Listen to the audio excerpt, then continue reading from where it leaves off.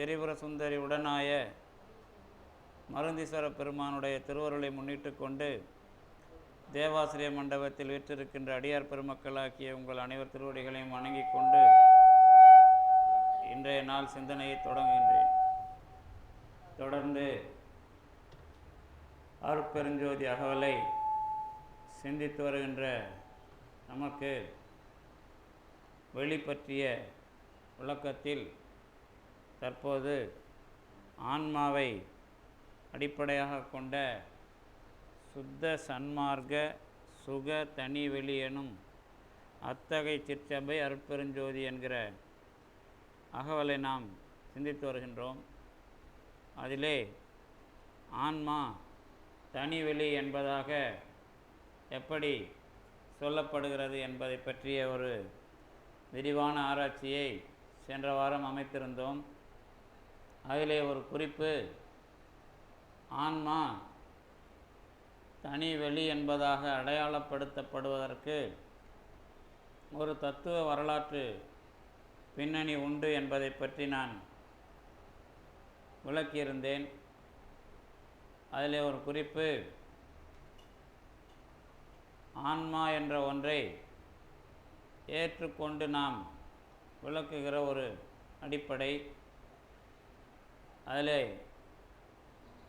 நமக்கு ஆணவம் என்கிற சொல்லையும் ஆணவம் சார்ந்து ஆன்மாவை நாம்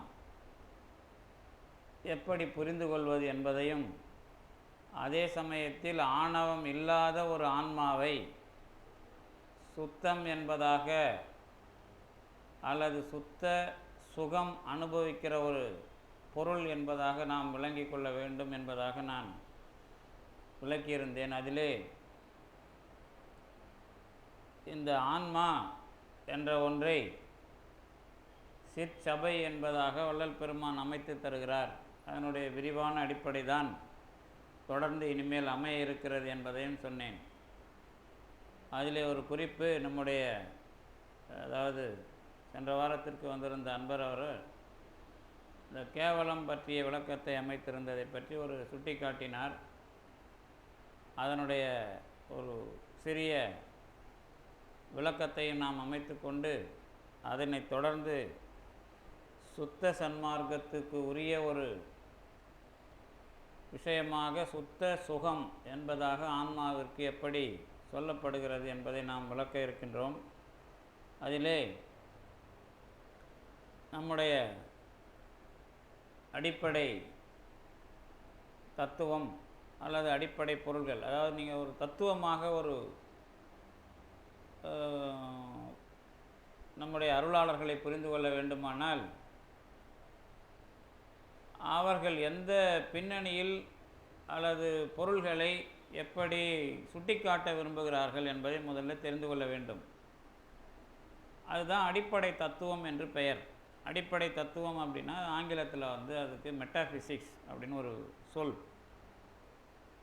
அடிப்படை தத்துவம்னா என்ன இன்னொன்று கேட்டிங்கன்னா, நான் வேறு மாதிரி நீங்கள் புரிஞ்சிட்டு இருப்பீங்க. ஆனால் ஒரு தெளிவுபடுவதற்கான ஒரு விளக்கம். இந்த இடத்துல இருக்கிற ஆட்களை தொகுப்பாக தொகுத்து சொல்ல வேண்டும். இது தேவாசிரிய மண்டபம். இந்த தேவாசிரிய மண்டபத்தில் சொற்பொழிவு, இங்கே இருக்கிற மக்களை எப்படி சொல்லுவது அப்படின்னா, அடியார்கள் அன்பர்கள் சொல்வது ஒரு வகை. பார்க்கிற வகையில் அடியார்கள் அன்பர்கள்னு சொல்ல முடியாது. ஏன் அப்படின்னா அது அவங்களுடைய நடத்தையை பொறுத்தது. நடத்தையை உங்கள் கண்ணால் பார்த்து சொல்ல முடியாது. அதை இறைவன் தான் முடிவு செய்ய வேண்டும். ஆனால் பார்த்து முடிவு பண்ணுறது முடியும். அது ஆண் பெண் அப்படின்னு சொல்லுவோம், அவ்வளோதான். அதுக்கப்புறம் மனிதர்னு ஒரு பொது பெயர் கொடுக்கலாம். ஆனால் மனிதர் அப்படிங்கிறதும் ஒரு பொது பெயர் ஆகாது. ஏன்னா மனிதருங்கிறத நீங்கள் பார்க்க முடியும், ஆண் பெண் அப்படிங்கிறத பார்க்க முடியும், அதில் ஒன்றும் சந்தேகம் இல்லை. அதில் ஒரு தொகுத்து சொல்கிற முறை அதுக்கு பேர். தொகுத்து சொல்லுகிற முறை தான் இந்த உலகம் அப்படிங்கிறத பார்த்து நான் தொகுத்து சொல்லணும். என்னன்னு சொல்லணும், உலகத்தில் இதுதான் உண்மை அப்படின்னு சொல்லணும். அப்போ தொகுத்து சொல்கிறப்போ நான் என்ன சொல்லணும் அப்படின்னா, எது உண்மையான பொருள்கள்னு சொல்லணும். இந்த உலகத்தை பார்த்து என்னுடைய உடம்பு இருக்கிறது, மரம் மட்டு, அப்புறம் 5 நிலம் நீர், இந்த விஷயங்கள் எல்லாம் இருக்கின்றன. இதெல்லாம் நான் பார்த்துக்கிட்டு இருக்கிறேன்.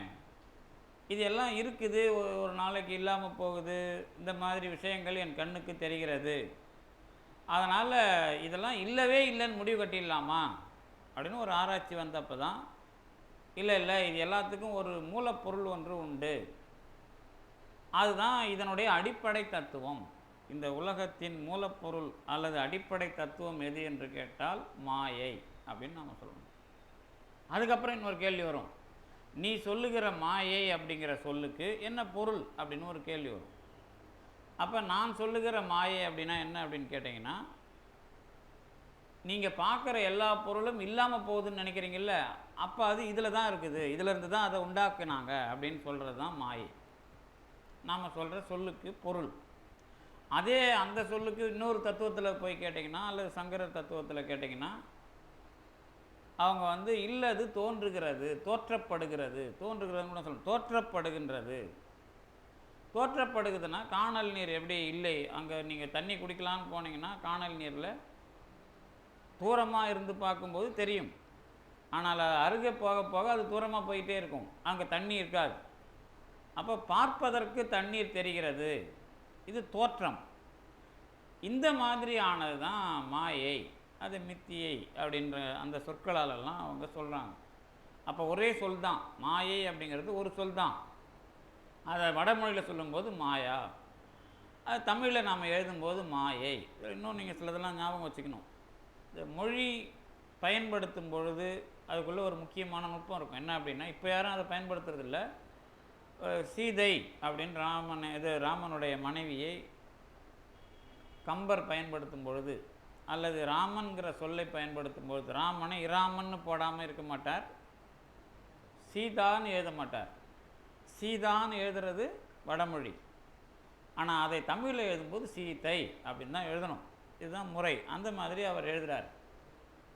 கொஞ்ச நாளைக்கு முன்னாடி நம்ம பாடத்திட்டம் வைக்கும்போது அதில் இந்த மாதிரி சொற்கள்லாம் வரும்போது ஒருத்தர் எழுந்து அதையே கேட்குறாரு ஒரு கேள்வியாக, இதுக்கு என்ன அர்த்தம், இதுக்கு என்ன அர்த்தம். இல்லை அது வடமொழி சொல்லு, இது தமிழ் சொல்லு. தமிழ் சொல்லு போடும்போது நம்ம வந்து அம் சேர்ப்போம், இல்லை இன் சேர்ப்போம், இதெல்லாம் அவர் விளக்கம் கொடுத்தாரு. இது எதுக்கு இதை சொல்கிறேன் அப்படின்னா, அன்றைக்கி ஐயாவும் ஒரு விஷயம் சொன்னார். இப்போ கேவல் அப்படிங்கிறது தான் வந்து நீங்கள் தான் சங்கரர் சொன்னது. இது நாம் தமிழில் எழுதும்போது அந்த சொல்ல தான் தமிழில் கேவல அல்லது கேவல் அப்படின்னு முடிக்காத கேவலம் அப்படின்னு எழுதுறது, வேறு ஒன்றும் இல்லை. அது சங்கரர் பயன்படுத்தினது கேவல ஞானம். அது இன்னும் கேவலாத்வைதம் கூட்டி எழுதும்போது, கூட்டு சொல்லாக எழுதும்பொழுது அதுக்கு பேர் வந்து கேவலாத்வைதம். இன்னொரு சொல்லு எடுத்துகிட்டு தான் அவங்களாம் ஆராய்ச்சி பண்ணுறாங்க. என்ன சொல்லு அப்படின்னா, ஏகமேவாத்விதீயம் அப்படின்னு பேர் சொல்லு, ஒரு மகா வாக்கியம். அதை பிரிக்கும்போது ஏகம் ஏவ அத்விதீயம் அப்படின்னு பிரிப்போம். இது புரிகிறதுக்கு பிரித்து கொடுக்கறது. இப்போது அதே மாதிரி இந்த கேவலாத்வைதம் அப்படிங்கிறத எழுதும்போது நாம் கேவல அத்வைதம் அப்படின்னு அது மட்டுமே எழுதல, அது கூட ஒரு முடிவுக்கு கேவலம் அப்படின்னு முடிக்கிறது, வேறு ஒன்றும் இல்லை.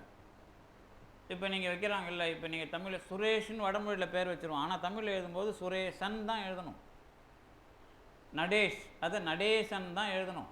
தமிழில் பேர் வைக்கும்போது சுரேஷ் மகேஷ்லாம் மகேசன் அதுதான் மகேஷ், சுரேசன் அதுதான் சுரேஷ், நடேசன் அதான் நடேஷ். அப்போ தமிழில் எழுதுறதுக்கும் அது வடமொழியை நாம் அப்படியே எழுதுறதுக்கும் இந்த மாதிரி கோளாறுகள் அல்லது இந்த பயிற்சி நமக்கு பழக்கம் ஏதோ வந்துட்டதுனால நமக்கு விவரம் இல்லாமல் இது அதுன்னு நாம் முழிக்கிறோம். தமிழில் எழுதும்போது நடேசன், அவ்வளோதான், நட ஈசன். இப்போ பசங்கள்லாம் காலேஜில் பாடம் நடத்தும்போது கேட்பான், அவன் பேருக்கு உன் பேர் என்ன அப்படின்னா அவனுக்கே அது புரியாது. மகேசன் அப்படின்னா சுரேஷன். அதுக்கப்புறம் வந்து அவனுக்கு என்னென்னலாம் பேர் வச்சுருக்கிறானோ அதை நம்ம விளக்கி சொல்லும்போது அப்படியா அப்படின்னு அவனுக்கு ஒரு வியப்பாக இருக்கும். அதனால் சுரேஷ்னு இன்றைக்கி எழுத பழகிட்டோம், ஆனால் தமிழில் எழுதணும் அப்படின்னு அவன் சரியாக வரான் அப்படின்னா அவன் சுரேசன் அப்படி தான் எழுதணும். நடேஷன் இப்போ எழுத பழகிட்டான், ஆனால் நடேசன் அப்படின்னு தான் எழுதணும். இன்னும் தமிழில் எழுதும்போது இன்னொரு வழக்கு ஒன்று இல்லை. இப்போ முன்னெல்லாம் பழைய நூல்கள்லாம் பார்த்தீங்கன்னா ஒரு விஷயம் இருக்கும், சா ஷா அப்புறம் ஷ ஷா, 4 சா. இந்த ரெண்டாவது ஒரு சா வருதுல, சிவன், அதுக்கான ஒரு எழுத்து அடையாளம் இப்போ யாரும் பயன்படுத்துறதில்ல. சரஸ்வதிக்கு ஒரு ஷா பயன்படுத்துகிறல, அதுதான் சிவனுக்கு போடுறாங்க, அது தப்பு. அது இன்னொரு ஷா ஒன்று இருக்கும். அதுக்கப்புறம் வேறு ஒரு ஷா, விஷ்ணுவுக்கு வர்றது ஷா, அது வேறு. லக்ஷ்மிக்கு வர்றது அது வேறு ஷா. அப்போ சரஸ்வதிக்கு ஒரு ஷா, சிவனுக்கு அடுத்த ஷா, அதுக்கு அடுத்தது தான் விஷ்ணுவுக்கு, அதுக்கு அடுத்தது தான் லக்ஷ்மிக்கு. இப்படி ஷாவை வந்து 4 எழுத்து கோடு வந்து மாறும் தமிழில். எப்படி வடமொழியில் 4 ஷா இருக்குதோ அதே மாதிரி தமிழ்லேயும் மாறும். இப்போ இதனால தான் நீங்கள் இந்த ஸ்தோத்திரம் இதெல்லாம் பாடும்போது இந்த நம்ம தமிழில் எழுதிட்ட பிறகு உங்களுக்கு அந்த சா வித்தியாசம் வராது. அதனால தான் வடமொழி தெரிஞ்சு அந்த ஸ்லோகம் படித்தா அந்த மொழி உச்சரிப்பு தெளிவாக இருக்கும். இந்த திருச்சியில் ஒரு அன்னபூரணி, இது திருச்சியில் ஒரு அம்மா இருக்கிறாங்க, அந்த அம்பாளுக்கு பாட்டு ஸ்தோத்திரம் ஒன்று இருக்குது. அது வந்து ஒருத்தவங்க பாட ஆரம்பித்தாங்க. அப்போ நீங்கள் தப்பாக பாடுறீங்க, அந்த ஸ்தோத்திரம் ஒரிஜினல் எடுத்துகிட்டு வாங்க அப்படின்னு சொல்லிட்டு அந்த ரெக்கார்டிங்க்கு நான் போயிட்டு அதை ஒழுங்குபடுத்தினேன். இந்த வித்தியாசம் இதில் என்ன சிக்கல் அப்படின்னு கேட்டிங்கன்னா,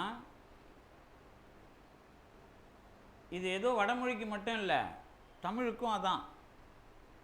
தமிழில் நாம் கண்டுக்கிறது இல்லை. ஏன்னா பெருவாரியான மக்கள் புரிஞ்சால் போதும், சொன்னால் போதும் அப்படின்னு போகிறோம். ஆனால் அதுக்குள்ளே தூய்மை, அதுக்குள்ளே சரியான விஷயம் அப்படின்னு ஒன்று இருக்குது எல்லாத்துக்குள்ளேயும். இப்போ நான் சில விஷயம் வேகமாக உங்ககிட்ட பேசுவேன், இங்கிலீஷை பயன்படுத்துவேன், சிலதை என்னது அது இப்போ கிராமத்து பாணியில் சென்னை மொழியில் பேசுவேன். ஏன் அப்படி பேசுவேன்னா, உங்களை வேறு ஒன்று நான் சிந்திக்க விடக்கூடாது. இப்போ நான் தெளிவான தமிழில் பேசிகிட்டு இருக்கும்போது இவர் இதுக்கு என்ன அர்த்தம் சொல்கிறாருன்னு நீங்கள் போனீங்கன்னா என் சொற்பொழிவு முழுக்க அவுட் ஆகிடும் உங்களுக்கு. அப்போ உங்களை கொண்டுகிட்டே போகிறதுக்கு அந்த சாதாரண பாணியில் என்னுடைய சொற்களை நான் அமைக்கிறத நீங்கள் பார்க்கலாம். வேகமாக அது போயிட்டு வந்துட்டு அப்படின்னு போவேன். ஏன் அப்படின்னா உங்களை கொஞ்சம் கூட வேறு ஒன்று நினைக்க விடக்கூடாது. அதுக்காக அந்த சொற்பொழிவு நான் இது நல்ல தமிழில் பேசி தமிழில் வழக்கம்னு வரல. இப்போ நான் வழக்க வந்தது சைவத்தை வழக்க வந்துருக்கு. இப்போ தமிழை வழக்கங்கிறது அப்புறம் பண்ணுவேன். அதனால் அதை பயன்படுத்துவேன். ரெண்டாவது ஒன்று இருக்குது. இப்போ திருஞான சம்பந்தர் பதிகத்தை பாடினா இது நடக்கும், அதெல்லாம் உண்மை தான். அதில் இன்னொரு முக்கியமான ஒன்று இருக்குது. இந்த அவர் பாடினதுலேயே இளமை வர்ற பதிகம் ஒன்று உங்களுக்கு தெரியும். ஓலையை எழுதப்பட்ட ஓலைச்சுவடியை நெருப்பில் போடுறார். அந்த நெருப்பில் போட்டது பச்சையாக மாறுது. அதுக்கு அவர் 2 பதிகம் பயன்படுத்துகிறார். ஒன்று எழுதுனது போகமார்த்த பொன்முலையால், இன்னொன்று பாடுறது. ஓலையில் இருக்கிறது ஒன்று இருக்கும், பாடுறது ஒன்று இருக்கும். இது 2ஐயும் சேர்த்து படிச்சிங்கன்னா இளமை வரும். நீங்கள் வந்து மறுபடியும் உடம்பு மாறும், அது உண்மைதான். ஆனால் அதை படிக்கிற முறையில் ஒரு முறை கூடுதலாக இருக்கணும். என்ன அப்படின்னா, போகமார்த்த பொன்முலையால் பொன்னகலம் பாகமார்த்த பைங்கன் வெள்ளேற்று பரமேட்டி வெள்ளேற்று அண்ணல் படிக்கிறேன்ல, அதுலேயும் முதல்ல சொல்லு பொருள் இதெல்லாம் தெரிஞ்சுக்கணும். அதுக்கு அடுத்தது முக்கியமானது. இப்போ அடுத்த பாட்டு ஒன்று, தளிரில வளரொளி குளிரில வனமுலை இணையவை அப்படின்னு வரும். இந்த தளிரில வளரொளி அப்படிங்கிறது வரும்பொழுதே லா வந்து உங்களுக்கு உள்ளே மடங்கணும். தளிரில கொஞ்சம் கூட லாவுக்கு மறுபடியும் எதுக்கு வந்துடக்கூடாது, இந்த நாக்கை தூக்கிட்டு முன்னாடி பல்லுக்கிட்ட வந்துடக்கூடாது. தளிரிலன்னு வந்துடக்கூடாது, தளிரில அப்படின்னு முடிக்கணும். அப்போ அதை சொல்லி பாருங்களேன். தளிரில வளரொளி வனமுலை இணையவை அப்படி படிக்கும்போது என் மூச்சு காற்று வெளியில் விரவாமல் உள்ளே நின்று அதுக்குள்ளே அந்த முறையில் அது பிராணனை இயக்கும்போது உங்களுக்கு எல்லா உறுப்பையும் வேலை செய்ய வச்சு அது உங்களுக்கு இளமையை கொடுக்கறதுக்கான அந்த விஷயமும் அதுக்குள்ளே இருக்கும். அப்போ இதுவும் இப்போ எப்படி சமஸ்கிருத மந்திரத்தை உச்சரிப்பு மாறாமல் நீங்கள் நினைக்கிறீங்களோ அதே விஷயம் இந்த தளிரில வளரொலிக்குள்ளேயும் இருக்கும், எல்லா பதிகத்துலையும் இருக்கும். ஆனால் அது மற்ற பதிகத்துலையாவது ஏதோ கேட்குறீங்க ஏதோ கொடுக்குறாருன்னு மாறிடும். ஆனால் இதில் இதுவே முக்கியம். எது? இந்த தளிரில வளரொலியில் அது முக்கியம். ஏன்னா அதுதான் உங்கள் மூச்சு காற்றை எங்கெங்கே போய் நிறுத்தணுமோ அது நிறுத்தும். அப்போ லா ல ந ந ர ரா இந்த வித்தியாசம் இருக்கணும். அது வளைனா ஒலி அன்புல் ஒலின்னு பேர். நாக்கு அதை முன்பல்ல தொட்டுச்சா அது அன்பல் ஒலி, நாக்கு உள்ளே மடங்குச்சுன்னா வளைனா ஒலி. அப்போ நா ல ட்ரா இதெல்லாம் உள்ளே இருந்து காற்றை அமுக்கணும். அதை அமுக்கிற அதே சமயத்தில் மொத்தமாகவும் அமுக்காது. அந்த உடனே இன்னொரு லா வரும், வன மூளை இணையவை மாறுதா. அது லா நாக்குக்கு முன்னாடி வந்து டக்குன்னு உள்ளே திரும்பி அது போய் வெளியே வர்றதை அடக்கி பிடிச்சி அதை என்ன பண்ணணுமோ அதை பண்ணும். அப்படி ஒரு மூச்சு வாங்குற மாதிரி ஒரு விஷயம் வருது, தினம் ப்ராக்டிஸ் ஆகிடுது, அது சரியாக ப்ராக்டிஸ் ஆகிடுதுன்னா கண்டிப்பாக உங்களுக்கு இளமை வரும் அப்படிங்கிறது இப்போ நான் சொன்னால் நீங்கள் முயற்சி பண்ணி பார்க்க வேண்டியது தான். இப்போது இதெல்லாம் எதுக்கு சொல்ல வரேன்னா, அந்த மொழி இன்னொரு மொழியை கையாளுறதுல மொழி பிரச்சனைங்கிறது கிடையாதுங்க. இங்கே உச்சரிப்பும் அதனுடைய காற்று பயன்பாடும் தான் பிரச்சனை. எந்த காலத்துலேயும் இப்போது நம்மளால் இந்திக்காரன் காட்டிக்க முடியாது. வடநாட்டில் போய் இதில் பல முறை இப்போ நீங்கள் குளிர்ந்த தண்ணீருக்கு எழுதியிருப்பான்ல, டண்டா பாணி எழுதுறான்ல, அது நீங்கள் வேகமாக சொல்ல முடியாது. டண்டா பாணின்னு சொல்ல முடியாது. பாவுக்கு அழுத்தம் கொடுக்கணும், டாவுக்கு அதை வந்து மெல்லிதாக்கணும், டாவுக்கு அழுத்தம் கொடுக்கணும். டாவுக்கு அழுத்தம் கொடுத்து உடனே டாவை மெல்லிச்சாக்கி உடனே அழுத்தப்படுத்த மாட்டோம். அது மூச்சு வாங்கி மூச்சு முட்டும். டண்டா பாணி அது சொல்கிறதுக்கே நமக்கு வர டண்டா பாணி தான். ஆனால் அது நாம் சொன்னால் தப்பு. ஏன்னா அவன் சொல்லும்போது கரெக்டாக சொல்லிகிட்டு இருப்பான். ஏன்னா சின்ன வயசுலேருந்தே அவங்க அதுக்கு பழகிட்டு இருப்பாங்க. இப்போ அதில் என்ன குறிப்பு அப்படின்னு கேட்டிங்கன்னா, உச்சரிப்பு முறையிலேயே இவன் நம்ம ஊருக்காரன் கிடையாதுன்னு அவன் சொல்லிடுவான். அந்த மாதிரி இந்த மொழிங்கிறது உச்சரிப்பு முறையில் தொடர்ந்து நமக்கு பழக்கத்துக்கு வருது. இதில் இன்னொரு மொழியில் பேசுகிற விஷயத்தை நாம் இங்கே சொல்ல வேண்டிய விஷயம் வரும். அது தத்துவத்தில் முக்கியம், அது தத்துவத்தில் அதிகம். அப்படி வரும்போது தான் இந்த கேவல ஞானம் அப்படிங்கிறத சங்கரர் பயன்படுத்துகிறார். சங்கரருக்கான அதாவது முடிவு விஷயம் வரும்போது இதில் என்ன குறைன்னு கேட்டிங்கன்னா, சங்கரருடைய ஒரு விவாதம் மிக உயர்ந்த விவாதமாக தத்துவ உலகத்தில் இருக்குது. அதை புரிய வைக்கிறதுக்கு எல்லாரும் கொஞ்சம் சிரமப்பட்டிருக்கிறாங்க. அதில் முக்கியமாக சென்னை பல்கலைக்கழகத்தில் டாக்டர் ஆர் பாலசுப்ரமணியன் ஒருத்தர் இருந்தார். அவர் அத்வைத வேதாந்தா அப்படின்னே புக்கு எழுதியிருக்கார். அவர் சில இடத்துங்கள்லாம் இப்போ நாம் சைவ சித்தாந்தம் சங்கரருடைய அத்வைதத்தை மாயாவாதம் அப்படின்னு சொல்லுவோம். அது தப்பு, நீங்கள்லாம் எங்களை இப்படி சொல்கிறது நாங்கள் ஏற்றுக்க முடியாது, நாங்கள் அது கிடையாது அப்படிம்பார். ஒருமைவாதம் நாம் சொன்னால் அதையும் அவங்க ஏற்றுக்க மாட்டாங்க. ஆனால் சைவ சித்தாந்திகள் சொல்லும்போது ஒருமைவாதம் அல்லது மோனிசம் அப்படின்னா சங்கரரை தான் குறிக்கும், மாயாவாதம்னாலும் சங்கரரை தான் குறிக்கும் நம்ம எழுதியிருப்போம். ஆனால் அந்த சொல்லை நாங்கள் எங்களை குறிப்பதற்கு ஏற்றுக்கொள்ள மாட்டோம் அப்படின்னு அத்வைத வேதாந்திகள் தெளிவாக சொல்லுவாங்க. அது ஆழங்கால் பட்டவர்கள், அது அறகுறையாக சொல்கிறவங்க வேறு. ஆழங்கால் பட்ட அவர்லாம் சென்னை பல்கலைக்கழகத்தில் தத்துவத்துறை ஐசிபிஆர் சேர்மனெல்லாம் ஓய்வு பெற்றவர். அவர் அந்த அத்வைத வேதாந்தா அப்படின்னு சொல்லும்போதே அதுக்குள்ளே அவர் என்ன சொல்கிறாருன்னா ரொம்ப தெளிவாக சொல்லுவார். அவர் தான் என்னுடைய முனைவர் பட்ட வாய்மொழிக்கும் பிஹெச்டி டாக்டர் பட்டம் கொடுக்கறதுக்கு அவர் தான் எக்ஸாமினர் தேர்வாளராக வந்தார். அவர் முருகன் வழிபாடு நல்லா அதிகமாக, முருகன் வழிபாட்டிலே முக்கியமாக இருப்பார். அவர் தான் ஒவ்வொரு வருஷமும் அவர் நம்ம அருணகிரிநாதர் எழுதின ஏதாவது ஒரு நூலை கந்தர்கள் வெண்பா அல்லது திருமுருகாற்றுப்படை இந்த நூலை ரத்ன சபாபதி வச்சு உரை எழுத வச்சு பாலா வெளியீடுன்னு வெளியிடுவார். சின்ன சின்ன கையடக்க நூல். பாலமுருகன் அவருக்கு பாலசுப்ரமணியன்னு பேர், இங்கே தான் அடையாறு, இதில் கோட்டூர்புரம். அவர் ரொம்ப ஆழங்கால் பட்டவர். அவர் ரொம்ப தெளிவாக சொல்லுவார். என்ன சொல்லுவார்னா, மோனிசம்னு உங்களுக்கு யார் எங்களை சொல்ல சொன்னது? ஒரு கடவுளை பற்றி நாங்கள் பேசுகிறோன்னு நீங்கள் அதை அப்படி சொல்கிறது உங்களுக்கு யார் அதிகாரம் கொடுத்தது? என்ன சொல்லணும் அப்படின்னா, நாங்கள் ஒன்றை பற்றி தான் பேசுகிறோம், ஆனால் அதை ஒன்று அப்படின்னு சொல்ல மாட்டோம். முதல் விஷயம். இரண்டாவது, அதை ஒன்று அப்படின்னு சொல்லிட்டாலே அதுக்குள்ளே ஒரு சுட்டு வந்துடும். என்ன அப்படின்னா, இது ஒன்று அப்படின்னா இது ஒன்றுன்னு சொல்கிறீங்கல்ல, சொல்லிட்டா வேற ஒன்று இருந்து தானே அதை சொல்லணும். அதில் என்ன ரொம்ப அதாவது மிகப்பெரிய விளக்கம் கடைசியாக என்னன்னா, எந்த ஒன்றில் அஞ்ஞானம் இல்லையோ அந்த ஞானம் கேவல ஞானம். இதுதான் எதை சொல்லிட்டீங்கனாலும் அது அஞ்ஞானம். இது என்று சொல்லப்படுகின்ற எந்த ஒன்றும் அஞ்ஞானம்.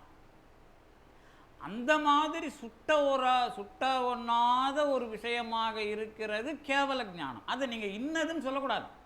அதனால தான் நான் என்று சொல்லுகிற இந்த அகம் ஆன்மா பிரம்மமாக இருக்கிறதுன்னு சொல்லிக்கிட்டு இருக்கோம். ஆனால் பிரம்மமாக இருக்கும்போது வேற ஒன்று கிடையாது, அது நான் சொல்லிக்கிறதுக்கே இல்லை. அது இதுன்னு இன்னொருத்தவங்களும் சொல்கிறதுக்கு இல்லை. இந்த மாதிரி விஷயத்தை கேவல ஞானம் அப்படின்னு அவர் முன் வச்சார். அடுத்ததா, அது இரண்டு இல்லாததுன்னு தான் நீங்கள் சொல்லணும். ஒன்றுன்னு சொல்லிட்டாலே அது முடிவுக்கு வந்துட்டதா அர்த்தம். உலகத்தில் நீங்கள் ரெண்டாக பார்க்குறீங்க, வாழ்க்கையை பார்க்குறீங்க, பிரச்சனையாக தெரியுது, கடவுள் இருக்கிறாருன்னு பேசுகிறீங்க.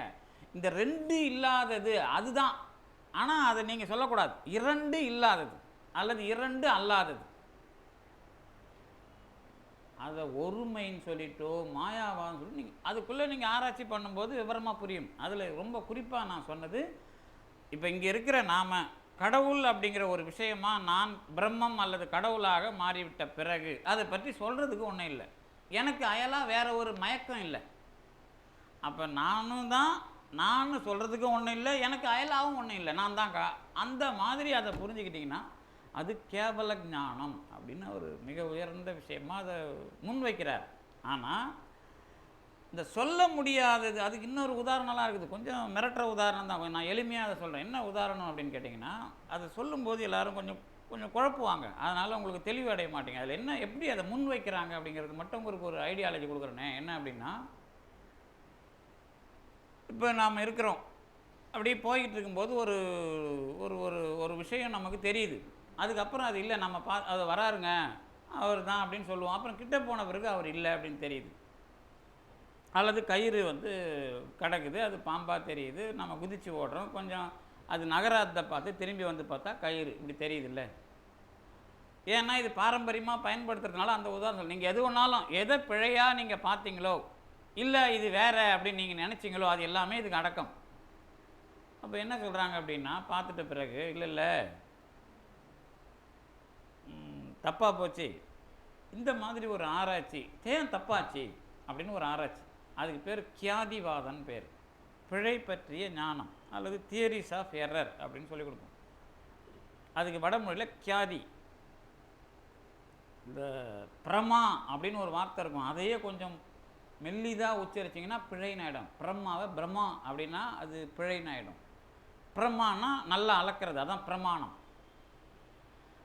இப்போ இந்த கயிறு பாம்பா பார்த்தன்னு ஒரு விஷயத்தை விவாதத்தை சொல்லி அது சங்கரர் கொடுக்குற விளக்கம் அநிர்வச்சனீய கியாதின்னு பேர். அவர் கொடுக்குற விளக்கம்.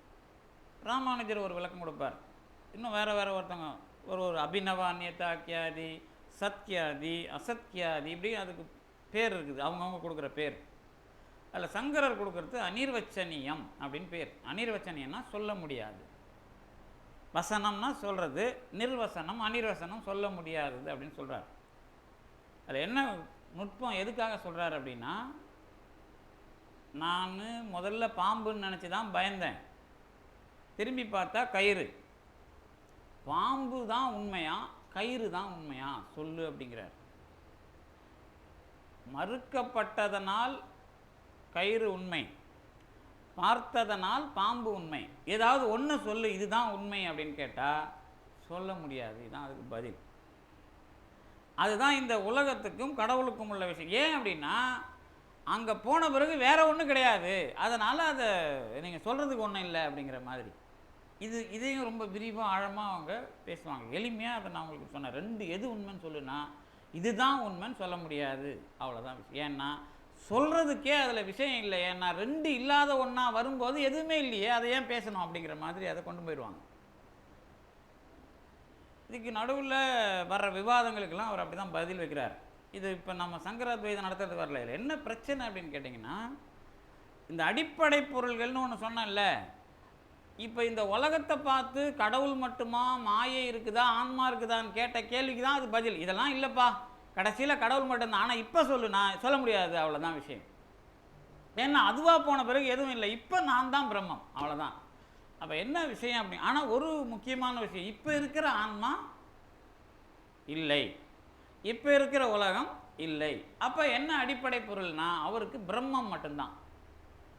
அதனால் ஆனால் இன்னும் கொஞ்சம் அட்வான்ஸாக ஆராய்ச்சி பண்ணுறவங்களாம் என்ன சொல்லுவாங்க அப்படின்னா, கொஞ்சம் சங்கரரை ஆராய்ச்சி பண்ணுறவங்களாம், அது ஒன்றும் இல்லைங்க, அவர் பிரச்சன்ன பௌத்தர், கடைசியாக கடவுள் இல்லைன்றது தான் அதில் இருக்குதே தவிர கடவுள் இருக்கிற மாதிரி தெரியல அப்படின்ட்டுவாங்க. அவருக்கு பேரே தத்துவத்துறையில் கொடுத்துருக்கிற பட்டம் பிரச்சன்ன பௌத்தர் அப்படின்னா புத்தரே மறு அவதாரம் வந்த மாதிரி அவர். ஏன் அப்படின்னு கேட்டால், இதுக்குள்ளே நீங்கள் கடவுள் பற்றி சொல்லக்கூடாதுன்னா அவர் இருந்தால் என்ன இல்லைன்னா என்ன, அதனால் இல்லைங்கிற மாதிரி தான் தெரியுது, கடவுள் இருக்கிறாருன்னு இன்னும் தெளிவாக அறிஞர்கள் கொஞ்சம் ஆராய்ச்சி பண்ணுறவங்களாம் உள்ளே போய் சார்பு ஆராய்ச்சி பண்ணுறது வேறு, தத்துவம் வந்துட்ட பிறகு கொள்கைன்னு கொடுக்குற பிறகு ஆராய்ச்சி பண்ணுறவங்க ஒரு எல்லைக்கு மேலே போயிட்டு அதை ஆராய்ச்சி பண்ணும்போது அப்படி ஒரு விஷயத்தை முன்வைக்கிறாங்க. இப்படிலாம் இல்லை, அதுக்கப்புறம் என்ன கடவுளை பற்றி நீங்கள் சொல்லி என்ன போகிறோம் அந்த மாதிரி கொண்டு வந்து நிறுத்துருவாங்க.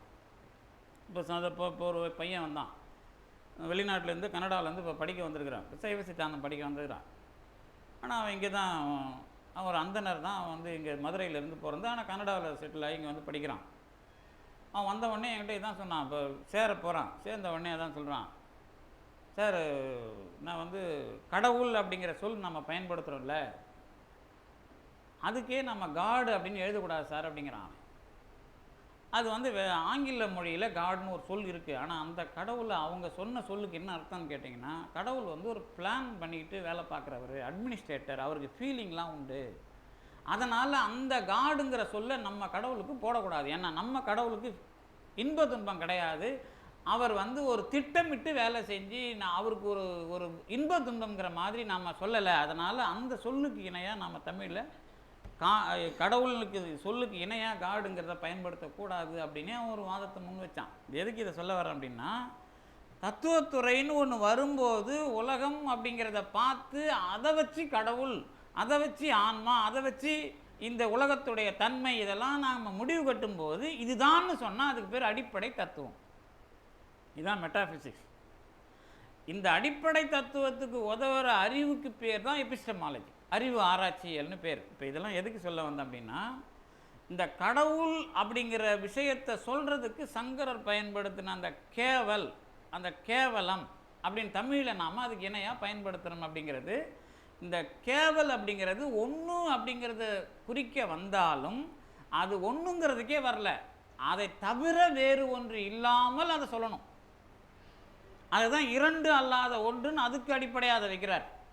அந்த மாதிரி ஒரு அவருடைய ஆர்குமெண்ட்டுக்குள்ளே அது போகும். இப்போ நமக்கு என்ன பிரச்சனை அப்படின்னா, இந்த கடவுளை சொல்ல முடியாதது அப்படிங்கிற விஷயமாக வர்றது ஒரு இடம் இருக்குது. ஆனால் கடவுளை சொல்ல முடியாது அப்படின்னு சொல்லிட்டு நாம் நிறுத்தினதா இல்லை, அதுதான் சைவ சித்தாந்தம், அதுதான் திருஞான சம்பந்தர் இயக்கிற முறை, அதுதான் திருமூலர் இயக்கின முறை, அதுதான் ஏறக்குறைய திருவள்ளுவரும் கூட அல்லது காரைக்கால் அம்மையாரும் கூட அதுக்குள்ளே இருக்கிறாங்க அப்படிங்கிறது தான்.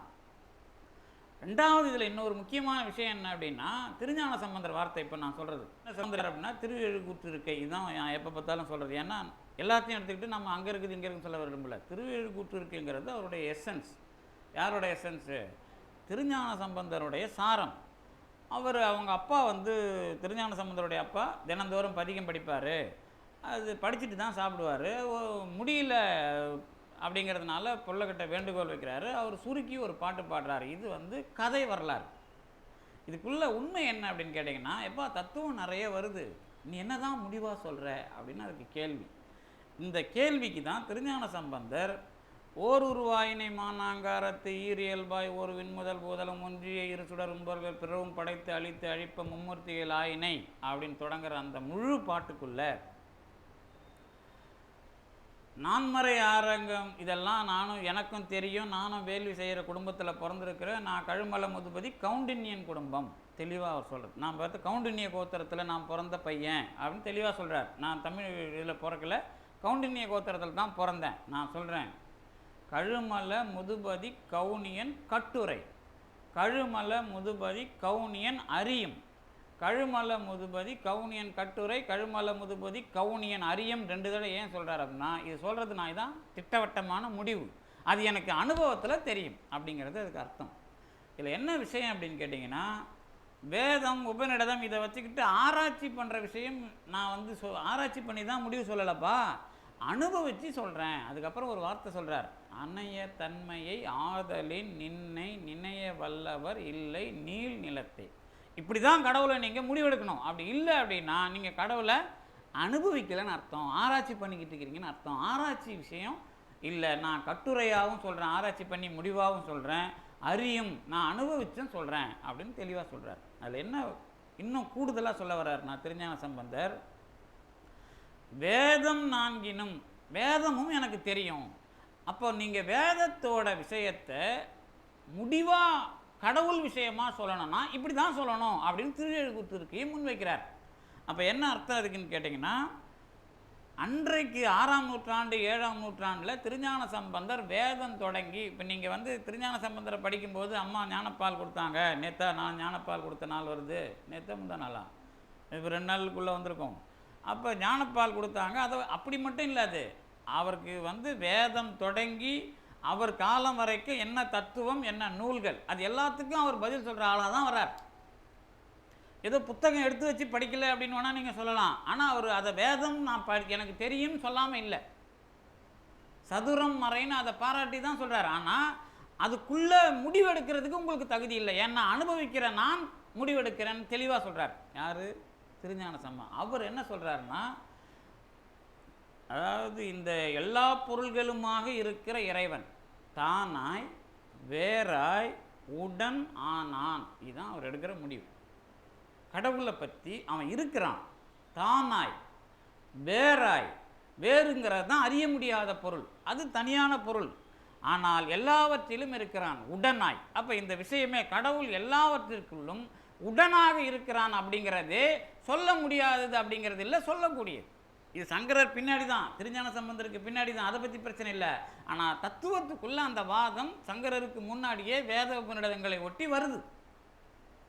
இன்னும் சங்கரருக்கு முன்னாடி மிகப்பெரிய அந்த மரபுக்குள்ள தத்துவவாதிகள் மண்டன மிஸ்ரர், இவங்கெல்லாம் பெரிய ஆட்கள். அதுக்குள்ள இவர் இயக்கமாக இருந்ததுனால சங்கரர் பேர் புகழடைகிறார். ஆனால் அந்த முடிவை திருஞான சம்பந்தருக்கு பிறகு அவங்க இந்தியாவுக்குள்ளே பரப்புகிறாங்க. ஆனால் இவர்களுக்கு முன்னதாகவே திருஞான சம்பந்தர் அந்த முடிவை கொடுக்குறார். எந்த முடிவை? நமக்கு இந்த கடவுள் என்பவன் உடனாக இருக்கிறான். அப்போ என்ன அர்த்தம்? நான் கடவுள் அப்படிங்கிறத புரிஞ்சிக்கிறதுக்கான விஷயம் வேற. அகம் பிரம்மாஸ்மிங்கிறதோ, தத்துவமசிங்கிறதோ, அயம் ஆத்மா பிரம்மங்கிறதோ, ஏகம் ஏவ அத்விதீயம் அப்படிங்கிறதோ புரிஞ்சிக்கிறது, 4 மகா வாக்கியத்தை புரிஞ்சிக்கிறதுங்கிறதுக்கான இடம் வேற. அதை தெளிவாக சொல்கிறார் அருணகிரிநாதர். அதாவது அம்மா பொருள் அப்படின்னு சொல்கிறார். அதெல்லாம் விஷயம் வேறு. ஆனால் அது எந்த இடத்துல சொல்லணும், எந்த அனுபவமாக சொல்லணும் அப்படிங்கிறது தான் முக்கியம். ஏன்னா நானும் உபநிடதம் பதிப்பிச்சிருக்கிறேன். உபநிடதம் பதிப்பிக்கிறப்ப தான் பார்த்தேன், உபநிடதமும் பல கட்டங்களில் உண்மைகளை போதிக்கிறது. இப்போ நான் கடவுள் அப்படிங்கிறத போதிக்கிறத நீங்கள் கேட்டீங்க அப்படின்னா, நான் கடவுள்னு சொல்கிற விஷயத்துக்கு எந்த இடம் தகுதியானதுன்னு இருக்குது. அது எல்லாருக்கும் புரிய வைக்கிற விஷயமா இல்லை. அதுக்கான பேசிக் வேறு. அப்போ முதல்ல பேஸ் என்ன அப்படின்னு கேட்டிங்கன்னா, இந்த உலகத்தில் அலங்காரம் பண்ணிக்கிறது, அதுக்கப்புறம் உலகத்தில் வாழறது, வினையை கண்டுபிடிக்கிறது, வினைக்கு அப்புறம் நான் அறியாமையில் இருக்கிறத கண்டுபிடிக்கிறது, இதெல்லாம் கடந்து தான் நான் கடவுளுக்குள்ளே வர முடியும். நான் இப்போவே கடவுளை பற்றி பேசினா எனக்கு ஒன்றும் அதுக்கான தகுதியும் கிடையாது. நான் ஒரு அறிவாளியாக இருக்கலாம். ஆனால் எனக்குள்ளே நான் வினைங்கிறத தெளிவாக அனுபவிக்க முடியாமல் கடவுளுங்கிறதுக்குள்ளே போகவே முடியாது. அதனால தான் திருஞான சம்பந்தர் வினையை ஒழிக்கிறத தெளிவாக பண்ணார். முதல்ல திருஞான சம்பந்தர் அவ்வளவு வேலையை எல்லாத்துக்கும் எதுக்கு பார்த்தார்னா வினைக்கு மட்டுமே பார்த்தார். அன்னைக்கு வினையை சொல்லி தான் பௌத்தமும் சமணமும் வினையை சொல்லி தான் எல்லாரையும் மிரட்டிக்கிட்டு இருந்தது. அதிலிருந்து வெளியே வர்றதுக்கு என்ன வழி அப்படிங்கிறத சொல்லி எல்லாரையும் கவர்ச்சியாக இழுத்தது பௌத்தமும் சமணமும். ஆனால் அதை ஒழிக்கிறதுக்கு, கடவுளை நீங்கள் அனுபவிக்கிறதுக்கான வழியை திருஞான சம்பந்தர் எடுக்கும் போதே என்ன பண்ணுறார் அப்படின்னா, வேதத்தினுடைய அனுபவமாகவே முன்வைக்கிறார். அதில் பெரிய வேலை பண்ணுறார் திருஞான சம்பந்தர். ஆனால் திருஞான சம்பந்தர் தொடங்கி வச்ச சைவத்தை நாம் வேதத்துக்கு எதிர்ப்பானதாக பிரச்சாரம் பண்ணுறது தப்பு. அதில் தான் இப்போ நமக்கு சங்கரர் புரியாமல் போகுது. சங்கரர் சொல்லி வச்ச அந்த கேவலம் அப்படிங்கிறதுக்குள்ள இந்த வார்த்தையை பயன்படுத்தினதை பார்த்து இது தனியான ஒன்று, அதை கூட இன்னும் அழகாக ஒன்றுன்னு சொல்ல வரல, தனியான விஷயமா பார்க்கணும். அதுக்கப்புறம் வேற ஒன்றையும் பார்க்க முடியல அந்த இடத்துல போயிட்டீங்கன்னா. அப்போ அந்த விஷயத்தை எடுத்து அந்த சொல்லுக்கு நேரடியான ஒரு பொருள் தரக்கூடிய ஒரு பொருளாக ஆணவத்தை முடிவு செய்கிறார்கள் மெய்கண்டாரும் அருள்நந்தியாரும் அப்படின்னு போன வாரம் சொன்னேன். இதுதான் போன வாரம் சொன்னதனுடைய விளக்கம். போன வாரம் என்ன சொன்னேன் அப்படின்னா, கேவல்னா ஒன்று. இப்போ நான் கூட காசி இந்து பல்கலைக்கழகத்தில் வேலை பார்த்தேன் 3 வருஷம். அப்போ அங்கே ஆட்டோக்காரன் கூப்பிடுவான், அல்லது ரிக்ஷாக்காரன் அக்கேலே அப்படிம்பான். யாராவது ஒருத்தவன் அக்கேலே துக்கேலேனா 2 பேர் வா அப்படின்னு சொல்லுவான். அந்த அக்கேலே கேவல் அப்படிங்கிறது இந்தி, அப்புறம் அதுக்கு இந்துஸ்தானி, அதுக்கு முன்னாடி நம்ம வடமொழியில் உருது, இதுக்குள்ளே தான் அது வருது. அப்போ இந்த வடமொழி தான் அதுக்கு மூலம். அந்த கேவல் அப்படிங்கிறது அதுதான் பயன்படுத்தும் போது உங்களுக்குள்ள அக்கேலே அப்படின்னு வரான். இப்போ கேவல்ங்கிற சொல்லு ஒன்றை குறித்தது தான். ஆனால் அதை ஒன்றை குறித்தது என்பதாக சங்கரர் சொன்னார் அப்படிங்கிற பயன்பாட்டில் கேவல் இல்லை. அது அதை தவிர வேற ஒன்றை சுட்டி காட்டாத ஒரு விஷயமா, அல்லது வேற ஒன்று சுட்டி காட்டாத ஒரு விஷயமா இருக்கிற உயர்ந்தது, இந்த மாதிரி அதை கொண்டு போய் வைக்கிறார் அவர். அது வரும்போது இவங்களுக்கு எப்படி தோணுதுன்னா, தன்னையும் காட்டாமல் பொருளையும் காட்டாமல் எதை பற்றியும் சொல்லாத ஒரே விஷயமா இவங்களுக்கு அது ஆணவம் தான் தெரியுது. யாருக்கு? மெய்கண்டாருக்கும் அருள்நந்தி சிவாச்சாரியாருக்கும். அந்த விவாதம் தான் அன்னைக்கு சைவ சித்தாந்தத்தை திருமுறைகளுக்கு பிறகு நிலைநாட்டுகிற ஒரு பெரிய தூணாக இருக்குது. இப்போ திருமுறைகளில் பார்த்தீங்கன்னா ஆணவங்கிற சொல்லு நிறைய நேரடியாக இருக்காது, வினை தான் நிறைய இருக்கும். ஆணவங்கிற சொல்லாட்சி வந்து நம்ம 7 பேர் தேவாரத்துலையும் இருக்காது, அல்ல 7 திருமுறைக்குள்ளேயும் இருக்காது, மூவர் தேவாரத்துக்குள்ளே இருக்காது. அப்போ மூவர் தேவாரத்துக்குள்ளேயே இல்லாத ஒரு சொல் அது சைவ சித்தாந்தத்துக்கான மூலமான விஷயமாக நீங்கள் எடுக்கும்போது, அதுக்கான விளக்கத்தை கொடுக்கும்போது ஒரு கவனம் தேவைப்படுகிறது. இந்த கவனத்தில் தான் மெய்கண்டாருக்கும் அருள்நந்தி சிவாச்சாரியாருக்குமான உறவை நாம் வந்து ஒன்று என்று காட்டிய விரலை இவர்கள் என்ன பண்ணுறாங்க, அதை மாற்றி சித்தரிக்கிறாங்க. இவங்களுக்குள்ளேயே ஆன போராட்டமாக சித்தரிக்கிறாங்க. இப்போ நான் அப்படி தான் சொல்லுவேன், என்ன இவ்வளவு அனுபவசாலியான மெய்கண்டாரும் அடுத்தவனை நீ தான் ஆணவம் முடித்தவன் சொல்ல மாட்டார். அல்லது திருமுறைகளின் பழக்கமாக இருக்கிற அவர் ஆணவத்துக்கு விளக்கம் என்ன, தன் மூலமாக பிறந்த பிள்ளையை பார்த்து அவரும் கேட்க மாட்டார். அப்போ இந்த மாதிரியான ஒரு விஷயம் வரும்போது இந்த கதை திரிக்கப்பட்டதுக்கு என்ன வரலாறாக இருக்கும் அப்படின்னு பார்க்குறப்ப தான் அன்று வரை இன்றைக்கு வரை மெய்கண்டாரும் அருள்நந்தி சிவாச்சாரியாரும் 13ஆம் நூற்றாண்டில் வருகிற காலம் வரை என்ன இல்லை, இது பற்றிய தெளிவான விடுபடுதல் அல்லது அந்த தத்துவத்தை தெளிவு பெறுதல் அப்படிங்கிற ஒரு செயல்பாடு வடிவமைப்பு கிடைக்கல நமக்கு. இப்போ திருமுறை எடுத்துக்கிட்டு ஏன் நீங்கள் மெய்கண்டார் பாடின சிவஞான போதம் இருக்குல்ல, 12 சூத்திரம் வெண்பாவெல்லாம் அவர் பாடலன்னு ஒதுக்கிட்டு மெய்கண்டார் செய்த 12 சூத்திரங்களை மட்டும் எடுத்துக்கிட்டு வடிவேலு செட்டியார்னு ஒருத்தர் மீனாட்சி சுந்தரம் பிள்ளைக்கு ஆசிரியர், அவர் என்ன பண்ணுறார் அப்படின்னு கேட்டிங்கன்னா, இது சைவ சித்தாந்தம் கிடையாது, இது சங்கரருடைய அத்வைதம் தான் அப்படின்னு தெளிவாக ஒரு நூல் எழுதியிருக்கிறார், ஒரு உரை எழுதியிருக்கிறார். எதுக்கு? சிவஞான போதத்துக்கு. அதை நீங்கள்லாம் பார்த்துருக்க மாட்டீங்க. வடிவேலு செட்டியார் திருக்குறளுக்கும் உரை எழுதியிருக்கிறார், கைவல்லிய நவநீதத்துக்கு உரை எழுதியிருக்கிறார். அவர் தான் சிவஞான போதத்துக்கு உரை எழுதி அதில் என்ன சொல்ல வர்றார் அப்படின்னு கேட்டிங்கன்னா, 2 உதாரணம் வைப்பார். எப்படி சுந்தரரை கண்ணாடியில் பார்த்து இறைவன் அழைத்தான். சும்மா தெரிஞ்சிங்களா, இன்னொரு தத்துவம் ஒன்று இருக்குது, அதுக்குள்ளே ஒரு பிரச்சனை இருக்குதுன்ட்டு. சுந்தரரை ஏதாவது கல்யாணத்துக்கு போன கடவுள் எங்கள் மதுரையில் கண்ணாடியில் பார்க்குறாரு, சுந்தரா வா நீ அழகாக இருக்கிறன்னு கூப்பிட்றாரு. அப்புறம் இந்த சூர்யா படத்தில் பார்க்குற மாதிரி இன்னொரு பேய் வந்து நிற்கிற மாதிரிலாம் நீங்கள் அதை கற்பனை பண்ணிக்கலாம். அதனால் வந்து அவர் கூப்பிட்ட உடனே சுந்தரர் வராரு அப்படின்னு ஒரு வரலாறு எழுதிக்கிறாங்கல்ல. இந்த கதை வடிவெல்லாம் என்ன அப்படின்னு கேட்டிங்கன்னா, இது யார் நான் என்னை பொறுத்த வரைக்கும் தான் இது வந்துட்டதுக்கு சரியாக விளக்கம் புரிஞ்சிக்கணும். அப்படி இல்லைனா எழுதுனவனுக்கு மூளை இல்லைன்னு அர்த்தம். நான் யாராக இருந்தாலும் சரி, அது பெரிய அருளாளர் நீங்கள் நினச்சிட்டு இருந்தாலும் எனக்கு அதை பற்றி கவலை கிடையாது. அதாவது ஒன்று இந்த மாதிரி விஷயங்களை முன்வைக்கிறவர்கள் இவங்களுக்குள்ள தெளிவு இல்லாமல் எழுதுறது ஒரு பக்கம் இருக்கும். இன்னொன்று அந்த கதை வடிவத்தை புரிந்து கொள்ள வைக்கிறதுல ஒரு முயற்சி பின்னடைவு இருக்கும். இது ரெண்டும் தத்துவ அடையாளத்தோடு நடக்கணும். அப்படி இல்லை அப்படின்னா நீங்கள் எதோ ஒன்றாலும் இப்போ எப்படி ஒரு அலுவலகத்துக்கு போனால் அங்கே வேலை செய்கிறவர் அவருடைய டேபிளில் ஊரில் இருக்கிற எல்லா சாமி படத்தையும் வச்சுருப்பார், ஆனால் அயோக்கியத்தனம் பண்ணிகிட்ருப்பார். அந்த மாதிரி ஒரு அலுவலகத்துக்கு போனீங்கன்னா ஒரு அலுவலர் வந்து நிறைய ஆஃபீஸுக்கு தான் போகிறீங்களே, அவர் டேபிளில் எல்லா சாமி படமும் இருக்கும். அவர்கிட்ட போய் நீங்கள் ஒரு வேலைக்கு நின்னீங்கன்னா அவன் நிற்க வச்சு உங்களை காயடிப்பான், போய் வெளியேம்பான், எந்த வேலையும் செய்ய மாட்டான். இத்தனை சாமியும் அவனை காப்பாற்றுமா? காப்பாற்றாதுன்னு நமக்கு தெரியும். ஆனால் அவன் காப்பாற்றுன்னு தானே, ஒரு சாமி இல்லாட்டா ஒரு சாமி காப்பாற்றுன்னு தானே அவ்வளோ சாமி வச்சுக்கிறான். அதுலேயும் முள்ளு மாதிரி சாமி முடிச்ச சாமி ஏதாவது இருக்கலாம்ல. அப்போ அதுக்கு நாம் என்ன பண்ண முடியும்? அது ஏதாவது ஒன்று அவனையும் காப்பாற்றுறதுக்குன்னு அவன் கேரக்டரில் ஏதாவது ஒரு சாமி அவன் டேபிளில் இருக்கலாம், அதை பற்றி நமக்கு ஒன்றும் கவலை இல்லை. ஆனால் அதுவே தெளிவாக கடவுளை நமக்கு அனுபவிக்க உதவுமான்னு கேட்டால் காரியம் சாதிக்கிறதுக்குன்ற மாதிரி தானே மாறுது. அந்த மாதிரிலாம் விளக்கம் சொல்லக்கூடாது, அதுக்குள்ளே ஒரு அடிப்படை தெளிவு இருக்கணும். அந்த விஷயத்தை தான் மெய்கண்டாரும் அருள்நந்தி சிவாச்சாரியாரும் முன்னெடுக்கிறாங்க. சேக்கிழார் வரைக்கும் அந்த பிரச்சனை இல்லை. சேக்கிழாருக்கு பிறகு 12ஆம் நூற்றாண்டுக்கு பிறகு ஒரு 100 வருஷத்தில் என்ன நடக்குதுன்னு கேட்டிங்கன்னா, வியாக்கியானம் எழுதுகிற விஷயம் அல்லது தத்துவத்தை நிலைநாட்டுகிற விஷயம் வருது. இந்த தத்துவத்தை எது வியாக்கியானம்னா பிரம்மசூத்திரத்துக்கு எழுதிய சங்கரர் செஞ்சது, அப்புறம் ராமானுஜர் செஞ்சது, அதுக்கப்புறம் இவங்க எல்லாரும் அதை பின்பற்றி இங்கே நாயக்கர்கள் ஆட்சி இதை இங்கே பரப்புறது, இதுக்கு நடுவில் வைணவம் பரப்புறது, இந்த வேலைகளுக்கு நடுவில் அப்போ சித்தாந்தம் அப்படின்னா நீங்கள் திருமுறை பாடி சங்கரருடைய அத்வைதத்தை எடுக்கிறீங்களா, இல்லை சைவ சித்தாந்தத்துக்காக அதை படிக்கிறீங்களா? இந்த கேள்வி உங்களுக்கு வரல, மெய்கண்டாருக்கும் அருளந்தி சிவாச்சாரியாருக்கும் வருது.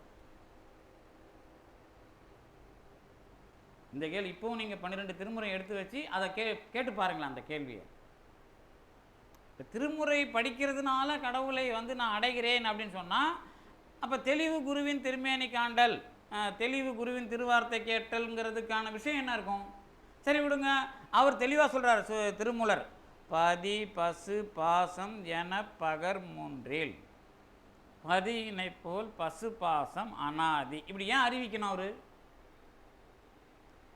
உபதேசம் இருக்குல்ல, உபதேசம் போய் படிங்க. விண்ணின்று இழிந்து வினைக்கு ஈடாய் மெய்கொண்டு தன்னின்ற தாளை தலைக்காவல் முன்வைத்து. இந்த பாட்டுக்கு அப்புறம் ஒவ்வொரு பாட்டுக்கு அப்புறம் ஒவ்வொரு விஷயம் முன்வைக்கிறார். இந்த 30 உபதேசத்தில் திருமூலர் திருமந்திரத்தில் ஒரு பெரிய அனுபவத்துக்கு பிறகு எனக்கு இந்த உண்மை தெரிஞ்சுதுங்கிறார். அதாவது அந்த உபதேச பாட்டு திருமூலர் திருமந்திரத்தில் உபதேசங்கிற தலைப்பில் 30 பாட்டு. இந்த 30 பாட்டு அந்தாதியாக இருக்கும். அந்தாதினா அதை நீங்கள் உடைக்கக்கூடாதுன்னு அர்த்தம், உடைக்க முடியாதுன்னு அர்த்தம். அந்த பாட்டில் 3 பாட்டு, 2வது பாட்டு, ஒரு பாட்டு, இப்படி நீங்கள் பார்க்குறீங்கல்ல, இந்த ஒன்றோட விளக்கமாக ரெண்டாவதுக்கு அடுத்த விளக்கம், 3வது இப்படி வந்து கடைசியாக அந்த பதிபசு பாசம் வரும்போது இவ்வளவு அனுபவம் வந்த பிறகு தான்பா எனக்கு தெரியுது, உண்மையிலேயே பதிபசு பாசம் 3 இருக்குது. இது எல்லாமே அனாதி, கடவுள காலத்திலேருந்து இது எல்லாம் இருக்குதுன்ற உண்மை எனக்கு தெரிஞ்சுதுன்னு அவர் சொல்கிறதா நீங்கள் புரிஞ்சுக்கணும். அப்போ இன்றைக்கி நம்ம பேசுனா நமக்கு படித்து பேசுகிறோம், இதுக்கு அவங்க வாய்ப்பு கொடுத்துக்கிறாங்க. ஆனால் எனக்கு அந்த வாய்ப்பு கிடையாதுல்ல. எனக்கு பசு இருக்கிறது என்றோ, பாசம் என்பது ஒன்றோ, அல்லது நான் பதி என்கிற ஒன்றை அடைய போகிறேன்கிறோ, நான் நீங்கள் சொல்லி நான் கேட்டு எனக்கு பயிற்சியில் வந்திருக்கிற ஒன்று அது. ஆனால் நான் எதுக்கு போகல, அதுக்குள்ள நானே எனக்குள்ள அந்த அனுபவத்தை என்ன பண்ணல, பெறவில்லை.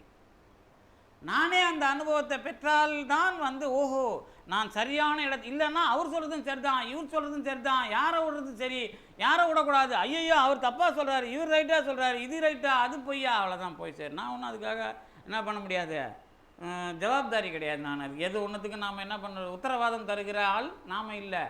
நமக்கு தெரிஞ்ச விஷயத்தில் எது தெளிவு அப்படிங்கிறதான் நமக்கு. அப்போ வரும்போது கொஞ்சம் அதுக்குள்ளே நாம் அதிகமாக வேலை பார்க்குறோம். அதிகமாக வேலை பார்க்குறதுனால ஒரு உண்மை தெரியுது. என்ன உண்மை தெரியுதுன்னா, 13ஆம் நூற்றாண்டில் நாயக்கர்கள் காலத்தினுடைய ஆட்சி தொடங்கும் போதே அல்லது அருணகிரிநாதர் வருவதற்கு முன்பாக இந்த பிரச்சனையை தத்துவ இயலாக தெளிவுபடுத்துகிற விஷயத்தை திருமுறையை அடிப்படையாக கொண்டு சொல்லுவதோடு கூட, இந்த அடிப்படை பொருள்களில் இதுவரை யாரும் தெளிவாக நிலைநாட்டாத ஆணவத்தை நிலைநாட்டுகிற ஒரு பெரிய பணி, அல்லது இது சொன்னால் எல்லாரும் அடி விழும். இப்போ நீங்கள் நினச்சி பாருங்களேன், இப்படி நினச்சி பாருங்களேன். அதாவது திருமுறைகளில் வினையை ஒழிக்கிறதுக்கு பேசியாச்சு. மரணமில்லா பெருவாழ்வுடன் திருமுறையில் ஊன் உயிர் வேறு செய்தான் நொடித்தான் மலை உத்தமன் சுந்தரர். அது மட்டும் இல்லை, ஊனை உயிர் வெருட்டி ஒல்லியானை, அதாவது உடம்ப உயிர் விரட்டும், அதாவது குதிரை மாதிரி அதை வேலை வாங்கணும். இப்போ நாம் உடம்பு கேட்க முடிஞ்ச அளவுக்கு தான் கேட்க முடியும் நம்மளால். நல்லா இங்கே உட்காந்துங்கிற எல்லாருக்கும் ஒரு உண்மை தெரியணும், உடம்பு ஒத்துழைக்கிற வரைக்கும் தான் உங்களால் கேட்க முடியும். ஆனால் உடம்பை ஒத்துழைக்க வைக்கிறதுக்கு உங்களால் முடியுமா? உடம்பு ஒத்துழைக்கிற வரையும் தான். அப்போ உடம்பை ஒத்துழைக்க வைக்கிற இடம்தான் ஊனை உயிர் வெருட்டுதல். விரட்டுறதுங்கிறல்ல, அந்த வெருட்டுதல் அப்படின்னா நான் என் உடம்பை வேலை வாங்கணும். வேலை வாங்கி அது வீணாக போனால் கூட எனக்கு கவலை இல்லை. என் உடம்பை வேலை வாங்கணும் யாராவது முயற்சி பண்ணிடுறீங்களா? உடம்பை குத்தி கிளறி தூங்க விடாமல் பண்ணி அத்தை பண்ணி இத்தை பண்ணி ட்ரை பண்ணி பாருங்களேன், ஒரு 2 நாளைக்கு முடியுதான்ட்டு. அதாவது உங்கள் உடம்பு நீங்கள் பெரிய அருளாளர் ஆகி பண்ணணும் இல்லை, இன்றைக்கி உங்கள் உடம்பை உங்களால் எந்த அளவுக்கு வேலை வாங்க முடியும் ட்ரை பண்ணி பாருங்கள். எல்லாருக்கும் தோல்வி தான். அது வர்ற காலத்தில் தான் சுந்தரர் சொன்னது என்னங்கிறத புரிஞ்சிக்கிற தகுதி எனக்கு இருக்கிறது, அல்லது அதுக்குள்ளே என்னால் வர முடியும். அது வரைக்கும் படித்தவன் பாட்டை கெடுத்தான், எழுதினவன் ஏட்டை கெடுத்தான், சொற்பொழிவாளர் சொத்து எல்லாத்தையும் கெடுத்தான் அப்படின்னு ஆகிடும். கூட ஒன்று சேர்த்துங்க, இனிமேல் படித்தவன் பாட்டை கெடுத்தான், எழுதினவன் ஏட்டை கெடுத்தான், சொற்பொழிவாளர் மொத்தத்தையும் கெடுத்தான். அது ஏன்னா இப்போ இருக்கிற நிலவரம் அதுதான். நமக்கு என்ன இதுக்குள்ள விஷயம் அப்படின்னு கேட்டிங்கன்னா, நான் இந்த தெளிவை இவர்களுக்கு கட் அண்ட் ரைட்டாக வழங்கணும், திட்டவட்டமாக தரணும். திட்டவட்டமாக தரலன்னா தெளிவில்லாதவன் தான் அர்த்தம். அவர் சொல்கிறதும் சரியாக தான் இருக்குது, இவர் சொல்கிறதும் சரியாக தான் இருக்குது. 2 விஷயம் நான் அடிக்கடி இங்கே சொல்லுவேன். இது சரியில்லை, தப்போ சரியோ, உங்களுக்கு எது பிடிச்சிருக்குதோ இதுதான் அப்படின்னு சொல்கிற மாதிரி ஒரு விஷயத்துக்கு நீங்கள் வரணும். அப்போ தான் அதை விட இன்னொன்று இருக்குதுங்கிறத உங்களுக்கு புரிய வைக்கிறதுக்கு வாய்ப்பு வரும். அப்படி இல்லைன்னா வாய்ப்பு வராது. ஒன்று, அதாவது இது தாங்க, இதில் தாங்க நிற்கிறேன், அது தப்போ சரியோ, பெரிய கொள்கையோ சின்ன கொள்கையோ அது பிரச்சனை இல்லை. நீங்கள் நிற்கிற ஒன்று இதுதான் அப்படிங்கிற மாதிரி சொல்கிறதுக்கு அதுக்குள்ளே வரணும். ரெண்டாவது, நான் இவர்கிட்ட இப்படி தான் பேசுவேன், அங்கே போய் மாற்றி பேச மாட்டேன் அப்படிங்கிற நிலைமை வேணும். இந்த ரெண்டும், ஒன்று சொல் சுத்தம், இன்னொன்று செயல் சுத்தம். இந்த சொல் சுத்தமும் செயல் சுத்தமும் இருக்கிற பிறவியாக நாம் இருக்கிறோமான்னு பாருங்கள். இது அப்புறம் நீங்கள் இருக்கணும்னு நான் சொல்லவே மாட்டேன். அந்த நான் சொல் சுத்தமாக இருக்கிற பிறவி தாங்க, நான் செயல் சுத்தமாக இருக்கிற பிறவி தாங்கன்னா கண்டிப்பாக உங்களுக்கு ஆன்மீகத்தில் சைவ சித்தாந்தத்துக்கு வந்துட்டீங்கன்னு அர்த்தம். மற்றவங்களுக்குலாம் அது இருக்குதா இல்லைன்னு எனக்கு கேட்கக்கூடாது. அந்த இடத்துக்கு வரும்போதே இவங்க ஆன்மா, இந்த உயிருக்கு ஊதியம் உண்டு, கடவுளை வைத்து கொண்டிருக்கிற நான் அப்படிங்கிறவன் தான் இதுக்குள்ளே வருவான். எங்கள் கடவுள் கோயிலுக்குள்ளே தாங்க சத்தியம் பண்ணக்கூடாது, வெளியே கொஞ்சம் வந்துருங்களேன். யார் சுந்தரர் மாதிரி வேலை காட்டுறலாம் கூடாது. அவரே அப்படி பண்ணுறாருன்னா நாமெல்லாம் பண்ணக்கூடாதா? அதுக்கு சொற்பொழிவு பண்ணக்கூடாது, அது பண்ணக்கூடாதுங்கிறது தான்ப்பா பண்ணார் அப்படிங்கிறது தான் அதோட எல்லை. அப்போ அதனுடைய அடிப்படை என்ன அப்படிங்கிறத நான் தெளிவாக விளக்கணும். அதில் தான் மெய்கண்டாரும் அருள்நந்தியாரும் சைவ சித்தாந்தம் சொல்லுகிற இந்த முக்கியமான விஷயத்தை ஒரு முன்னெடுக்கிற கட்டாயம் அல்லது காலகட்டம் அப்படிங்கிறது ஆணவம் என்பதை பற்றிய சொல்லாட்சி. அது கூட மெய்கண்டார் நாசுக்கா பண்ணிடுறார். நாசுக்கா எப்படின்னா மலம், வேறு ரொம்பலாம் அவர் சொல்லலை, மலம் பாசம் இப்படி தான் சொல்லிடுறார். ஆனால் அருள்நந்தியார் தான் பரவாயில்ல நாம் பார்த்துக்குவோம் அப்படின்னு ஒன்றதாய் அந்த பாட்டை கொஞ்சம் நீட்டி ஆணவத்தோட இயல்பை பெருசாக முன்வைக்கிறார். அப்போ அதுக்கப்புறம் உமாவதி சிவம் பெருசாக முன்வைக்கிறார். அதுக்கப்புறம் நம்ம மாபாடியம் எழுதின சிவஞான முனிவர் தெளிவாக உலகத்துக்கு கொடுக்குறார். அப்போ இந்த ஒரு விஷயத்தை புரிஞ்சிக்கிறது தான் நான் என்கிற ஆன்மாவை பற்றி புரிஞ்சுக்கிறதாவே அர்த்தம். அதுதான் நான் இப்படி சொன்ன போன வாரம். அடுத்தவனை காட்டி கொடுக்கறது தான் நம்ம வாழ்க்கை. இப்போ கடவுளே நம்ம படைப்பு இருக்குல்ல, இப்போ நம்ம மூஞ்ச படைக்க பார்க்குற மாதிரியா படைச்சிருக்கிறாரு? இல்லை, அடுத்த மூஞ்ச பார்க்குற மாதிரி தானே படைச்சிருக்கிறாரு. அப்போ நம்ம மூஞ்ச பார்க்காத மாதிரி படைச்சிருக்கிறான். விரலை காட்டும் போதே என்ன காட்ட மாட்டேன், நான் இப்படி காட்ட மாட்டோம்ல, அது இப்படி காட்டுவேன், நான் இப்படி காட்ட மாட்டேன், அது நமக்கு ஒழுங்கெடுத்துக்கிற மாதிரி மாறிடும். அப்போ நீ இந்த விரல் வரும்போது இது எதுக்கு? இது கடவுள், இது ஆன்மா, இது ஆணவம், இது மாயை, இது என்னது இது மாயை, இது கர்மம். இதுதான் மோதிர விரல். மோதிர விரல் தான் கர்மா அல்லது வினை. நடுவிரல் ஆணவம், அது வளையக்கூடாது, அது வளையாது, அதுக்கு பாம்பு விரல்னு பேர். பாம்புன்னா ஆணவம்லாம் உங்களுக்கு தெரியும். அதில் மோதிரமும் போடக்கூடாது. ஆணவத்தை அழகுபடுத்தி பார்க்க முடியும், ஆணவத்தெல்லாம் அழகுபடுத்தக்கூடாது. இல்லை, நம்முடைய கர்மாவை தான், செயலை தான் அழகுபடுத்தலாம். அதனால் மோதிர விரல் ஒரு விரல் தான். நீங்கள் எல்லா விரல்லையும் மோதிரம் போடக்கூடாது, ஒரே விரல் மோதிர விரல் தான், அதுதான் கர்மா. நடுவில் போட்டிங்கன்னா ஆணவம் இருக்குதுன்னு அர்த்தம். இந்த விரல் ஆன்ம விரல். இந்த ஆன்மா என்பதை சொல்லுகிற விரல் ஆள்காட்டி விரல். அப்போ ஆன்மா அதை காட்டுறதில்ல, ஆளை காட்டுதான். என்னங்க ஆள்காட்டி விரல் தானே, சுட்டு விரல்னு பேர் இருக்குது. ஆனால் தத்துவமாக சொல்லும்போது இது ஆன்மா. கட்ட விரல் இல்லாமல் எதையும் செய்ய முடியாதுல்ல, கட்ட விரல் தானே கடவுள். அது இல்லாமல் நீங்கள் கட்ட விரலை மடக்கிட்டு ஏதாவது ஒரு வேலையை செஞ்சு பாருங்களேன், இல்லை கட்ட விரலை வெட்டிட்டு ஏதாவது ஒரு வேலையை செஞ்சு பாருங்களேன், அப்போ வேலை நடக்காது. அந்த விரலை நீங்கள் இப்போ வச்சுக்கிட்டு வேலைப்பா, அதாவது அந்த அந்த விரல் அமைப்புக்குள்ளே இதை நம்ம விளங்க வைக்கிறது தானே எல்லாம் பயன்படுத்துகிறோம். இதுவே கடவுள் கிடையாது. இதை விளங்க வைக்கிறதுக்கு இப்படி ஒரு உதாரணம் இருக்குது, இதில் ஒரு உண்மை இருக்குது, அவ்வளோதான் விஷயம், அவ்வளோதான். அதுக்கு மேலே நீங்கள் இதுதான் கடவுள்னு பிடிச்சி நாட்டிகிட்டு இருக்கக்கூடாது. அதுக்காக கடவுளை சப்பிட்டு இருக்குன்னு எந்நேரமும் சப்பிட்டு இருக்க முடியாது. நாம இது கடவுள் அப்படின்னு நான் சொல்கிறேன்னா அது நிற்குது. இது எல்லா விரலுக்கும் அடிப்படையாக அந்த எல்லாத்தையும் சேர்த்து செய்யறது உட்ட நாய் அப்படிங்கிறதுக்கு உதவுது. இந்த மாதிரி புரிஞ்சுக்கிறது தான் உதாரணம். ஆனால் அதையே நீங்கள் நிற்கக்கூடாது. அதில் இந்த விரலை காட்டினார் மெய்கண்டார் யாரை நோக்கி? அருள்நந்தி சிவாச்சாரியார். அப்போ இப்படி காட்டினார்னு எழுதுவாங்க. அது இல்லைங்க, ஒன்று என்பதாக ஒற்றை விரல் அல்லது சுட்டு விரலை காட்டும் பொழுது அது தன்னை காட்டுகிற விஷயத்துக்கு பயன்படாது. நான் காட்டும்போது நாம் எப்படி 5 விரலையும் சேர்த்தோ ஏதோ காட்டுறமே தவிர ஒரு விரலால் நான் திருப்பி காட்டுறதில்ல. நாம் செஞ்ச வேலையை அடுத்தவனை காட்டுறதுக்கு தான், நீ அப்படிங்கிறதுக்கு தான் இந்த விரல் பயன்படுது. ஆணவம் என்ன பண்ணணும்னு கேட்டிங்கன்னா, இப்போ நமக்கு ஆணவத்தில் தானே பிரச்சனை. ஆணவத்தில் பிரச்சனைனா, ஆணவம்னா ஈகோ கிடையாது, அதையும் தப்பாக புரிஞ்சிக்காதீங்க யாரும். ஈகோவே கிடையாது ஆணவம். ஆணவம்னா என்ன அப்படின்னு கேட்டிங்கன்னா, உலகத்தில் எந்த பொருளையாவது அல்லது எல்லா பொருளையுமே நாம் விரும்புகிற முறைக்கு பேர் மோகம். ஒரு பேனா, பென்சில், புத்தகம், எது வேணாலும், ஆண் பெண், நீங்கள் எதை விரும்பினாலும் கவலை இல்லை. ஒரு பாத்திரம், எதையாவது விரும்புங்க, அதை பற்றி பிரச்சனை. எதுக்காவது ஆசைப்படுங்க, அதை பற்றி பிரச்சனை இல்லை. எதுக்கு ஆசைப்பட்டாலும் அதுக்கான சொல் மோகம் அப்படிங்கிறது. அதுதான் இப்போ நீங்கள் ஆசைப்படுற ஒரு பொருள் இருக்குல்ல, அதுக்குன்னு ஒரு கான்செப்ட் வச்சுருப்பீங்கள்ல, அதுக்கு பேர் கொள்கை. அதான் மதம். இந்த பொருள் எனக்கு பிடிக்குதுங்க, இதனால் பிடிக்குதுன்னு சொல்கிறீங்கல்ல, அதுக்கு பேர் மதம். மோகத்துக்கு அடுத்து மதம். அந்த பொருளை சம்பாதிக்கிறதுக்கோ அல்லது அந்த பொருளை காப்பாற்றுறதுக்கோ நீங்கள் படுற பாடு, அதுக்காக அது மேலே வைக்கிற அதிக ஆசை, இதெல்லாம் அராகம், கவலை, வாட்டம் அப்படின்னு பேர். அதாவது இந்த பொருளை காணாமல் போச்சுனாலோ சம்பாதிக்க முடியலனாலோ வருத்தம், அதுக்கப்புறம் அதுக்காக உயிரை விடுறது வரைக்கும் போகிறது. இப்படி தான் உலகத்தில் எல்லாமே நடக்கும்.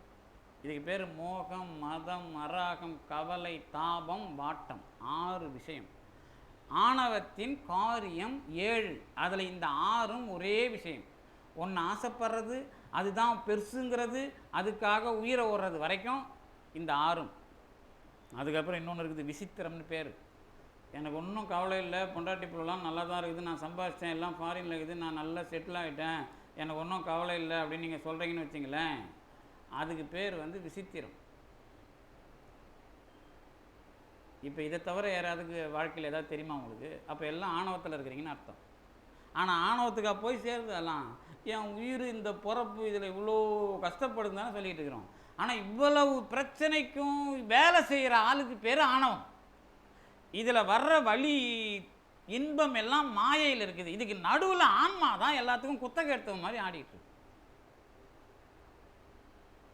இது எதை எப்படி புரிஞ்சுக்கிறது? இப்போ இந்த விஷயத்தை சொல்கிறது ரொம்ப முக்கியமான விஷயம். இதுக்குள்ளே நீங்கள் விலகி இருங்கிறதோ அதெல்லாம் இல்லை. இப்போ ஆணவம் இந்த எல்லா பிரச்சனைக்கும் காரணமாக இருந்து அது ஒதுங்கியிருக்கும், அதுக்கு சம்மந்தமே இல்லை. அந்த மாதிரி நாம் வேலை செஞ்சு விரலை காட்டினா அடுத்தவனுக்கு காட்டுற மாதிரி அது உங்களை காட்டிக்கிட்டு இருக்கும். எல்லாம் ஆன்மாவு தாங்க, எல்லா பிரச்சனையும் ஆன்மா தாங்க பண்ணிச்சு, எல்லா பிரச்சனையும் இந்த உயிருக்கு தாங்க, இன்பம் துன்பம் எல்லாம். ஆனால் மாயைங்கிற உடம்பை வச்சு தான் நடக்குது. ஆனால் உயிர் அதில் சேர்ந்துருக்கிற விதத்தில் அது அவ்வளோ தெரியுது. சரி, உயிர் இந்த உடம்புல இவ்வளோ அழகாக சேர்ந்துருக்குதே, இதையே கடவுள் இவ்வளோ அழகாக கலக்க வைக்கணும்? ஆணவம் அந்த மாதிரி கலந்துருக்குதுப்பா. இப்போ நீங்கள் என்ன தான் சோப்பு போட்டாலும் கரை போகல, அதுக்கு இன்னொன்று வாங்கி ஊற்றி அதை ஊற வச்சு 1 மணி நேரம் 2 மணி நேரம் இல்லை 12 மணி நேரம் ஊற வச்சா தானே அது போகுது. ஏன் ஊற வைக்காத எடுக்கிறது? அந்த உடனே ட்ரை வாஷில் எடுக்க போகிறோம்லாம் சொல்லிட்டாதீங்க, எல்லாத்தையும் ட்ரை வாஷில் ஏற்ற முடியாது. அப்போ அதுக்காக நீங்கள் காசு கொடுத்து வேறு ஏதாவது கடவுளை வாங்கலாங்கிற மாதிரி அதெல்லாம். அதுக்குள்ளே எனக்கு இருக்கிற அழுக்கை இன்னொன்று கலக்க வைக்கிறேன்ல, இதுதான் மாயையோட இந்த உடம்போட நாம வாழறது. இதே மாதிரி தான் ஆணவம் நம்ம கூட கலந்துருக்குது. அது தெரியல, ஆனால் செயலில் தெரியுது. அது தெரியல. இந்த விஷயந்தான் அந்த ஒற்றைத்தன்மைக்கு அவர் எடுத்துக்கிட்டார். ஒற்றைத்தன்மைனா இந்த 2 இல்லாமல், இது ஆன்மாவும் இல்லை நானும் இல்லைன்னு சொல்லிக்கிட்டு ஒரு ஆள் இருந்துக்கிட்டு இருக்குதுல்ல, அந்த ஒரு கேவலம் அப்படிங்கிற விஷயம் ஆணவத்துக்கு தான் பொருந்தும் அப்படிங்கிறத சொன்னவங்க மெய்கண்டாரும் அருளந்தியாரும், அதுக்கு அடுத்து வந்த உமாபதி சிவம், அப்புறம் நம்ம சிவஞான முனிவர். அப்போ இந்த விஷயத்தை அவங்க எடுத்து நம்ம இந்த சொல்லை பயன்படுத்தும் போது கேவல நிலை, சகல நிலை, சுத்த நிலைன்னு பிரிப்பாங்க. உங்களுக்கு கேவல நிலைனா உங்களையும் உங்களுக்கு தெரியாது, உங்களை மறைச்சிட்டு இருக்கிறதும் உங்களுக்கு தெரியாது. என்னையே எனக்கு தெரியல, அப்புறம் மறைச்சிக்கிட்டு இருக்கிறத பற்றி நான் எப்படி சொல்ல முடியும்? இருட்டு அறையில் விட்டால் இருட்டு தெரியணும், இருட்டும் தெரியாது. என் கண்ணே இருட்டு, குருட்டு கண்ணுனா அப்புறம் இருட்டு இருந்தானா இல்லைன்னா எனக்கு கண்ணு தெரிய வச்சா தானே இருட்டு இருக்குதுன்னு சொல்ல முடியும். அப்புறம் தான் நான் இருட்டிலேருந்து வெளியே வர்றதுக்கு விளக்கு பிடிக்கணும். இந்த விவரம் தான், இதை புரிய வைக்கிறது தான் ஆணவம், கண்மம், மாயைன்னு 3 அடிப்படை பொருள்கள் இருக்குது. அதில் நீ ஒரு அறிவாளி, உன்னை புரிஞ்சிக்க வச்சுக்கிற விஷயந்தான் கடவுள் செய்கிற வேலை. இதில் தான் போன தடவை சொன்னது, இந்த தடவை நீங்கள் கொஞ்சம் நீங்களாக யோசனை பண்ணி பார்த்துருந்தாலும் புரியும். இவ்வளோ விஷயமா நான் எதுக்கு தெரியுமா சொல்கிறேன்? சுகம்னு சொல்கிறப்ப இது எல்லாமே இந்த ஆணவம், கண்மம், மாயை, இந்த 3ஓட விஷயம் இல்லாமல் நீங்கள் இருந்தால் தான் உங்கள் அறிவில் கடவுளுங்கிற ஆனந்தம் தோயணும். அப்போ தான் சுகம். அதுக்கு முன்னாடி அது கிடையாது. இவ்வளோ விஷயம் அதுக்குள்ளே இருக்குது. ஒரு உதாரணத்துக்கு சொல்கிறேனே, நீங்கள் என்ன இனிப்பு சாப்பிட்டாலும் இப்போ ஸ்வீட்டு இங்கே எல்லாருக்கும் கொடுக்குறோன்னு வச்சுங்களேன். இங்கே ஸ்வீட்டு கொடுக்குறோம் எல்லாருக்கும். இந்த ஸ்வீட்டு கொடுக்கும்பொழுது அல்லது இனிப்பு கொடுக்கும்பொழுது ஒரு புதுசாக ஒரு இனிப்பு கொடுக்குறோன்னு வச்சுங்களேன், பச்சையாக ஒரு இனிப்பு கொடுக்குறோன்னு வச்சுங்களேன், அதை சாப்பிட்டுட்டு எப்படி இருந்ததுன்னு சொல்லுவீங்க? இனிப்பாக இருந்ததுன்னு சொல்லக்கூடாது. இன்னும் இனிப்பாக இருந்ததுன்னா அது இல்லைங்க, உங்களுக்கு எந்த மாதிரி இனிப்பாக இருந்ததுன்னு கேட்டால் என்ன சொல்லுவோம்? சொல்ல தெரியாதுல்ல. நாங்கள் மைசூர் பாக்கு ஒன்று சாப்பிட்டோம், அந்த கடையில் அந்த மாதிரி இருக்குது, இல்லை லட்டு மாதிரி இருக்குது, இல்லை அல்வா மாதிரி இருக்குது, இல்லை பால்கோவா மாதிரி ஏதாவது ஒன்று சொல்லணுமா இல்லையா? அப்போ இந்த மாதிரி சொல்லும்போது என்ன அர்த்தம்? உங்களுக்கு தெரிஞ்ச ஸ்வீட்டை சொல்கிறீங்க, அவ்வளோதான். ஆனால் அந்த ஸ்வீட்டை சொல்ல முடியுமா? அப்போ உங்களுக்கு ஸ்வீட்டு ஞானமே இது வரைக்கும் இருக்கக்கூடாது. இந்த ஸ்வீட்டை பற்றி சொல்லணும். இதுக்கு என்ன பண்ணுறது? மொத்தத்தையும் துவைக்கிறது, மொத்தத்தையும் சுத்தப்படுத்துறது. இந்த எல்லாத்தையும் சுத்தப்படுத்துறது அப்படின்னு ஒரு விஷயம் வருது இல்லை, இதுக்கு தான் எதை சுத்தப்படுத்துறதுன்னு கேள்வி. நான் என்ன சுத்தப்படுத்துறதா அல்லது நான் சுத்தப்படுத்துறதுனா என்ன அர்த்தம்? அப்போ தான் உன்னை சுத்தம் பண்ணிட்டா நீயே இல்லாமல் போயிட்டுனா, நல்லா தேய்ச்சி துணி கிஞ்சி போயிருந்தா அப்படி இல்லைங்க. அது அழுக்க தனியாக எடுக்கணும், துணி தனியாக இருக்கணும். அப்போ அழுக்கு வேற துணி வேறன்னு சொல்லணும். அழுக்கே துணி அப்படின்னா அவ்வளோதான். இது நீங்கள் உங்களை துவைக்கிறதுன்னு அர்த்தம். அந்த அழுக்கை பொறுத்த வரைக்கும் என்ன அப்படின்னா, நீங்கள் என்னைக்கும் அந்த அழுக்கு இல்லாமல் உங்களை பார்த்ததே இல்லை. அந்த மாதிரி அந்த அழுக்கை நம்ம சொல்கிறோம். அதுக்கு தான் ஆணவம் பேர் வைக்கிறோம். அது செயல்பாட்டில் தான் அது தெரியவே இல்லை. அது ஆன்மாவும் இல்லை, ஆணவமும் இல்லை, ரெண்டும் இல்லைங்கிற மாதிரி அது நிற்கிது. அப்போ அந்த தன்மையை கடவுளுக்கு சொல்ல முடியாதுன்னு இவங்க முடிவு பண்ணுறாங்க. ஏன்னா கடவுள் எல்லா காலத்துலையும் என்னோட இருக்கிறான். அதில் கடவுள் இன்னும் கேட்டால் கடவுள் அவன் தனியாக இருந்தால் நமக்கு என்ன, போனால் நமக்கு என்ன?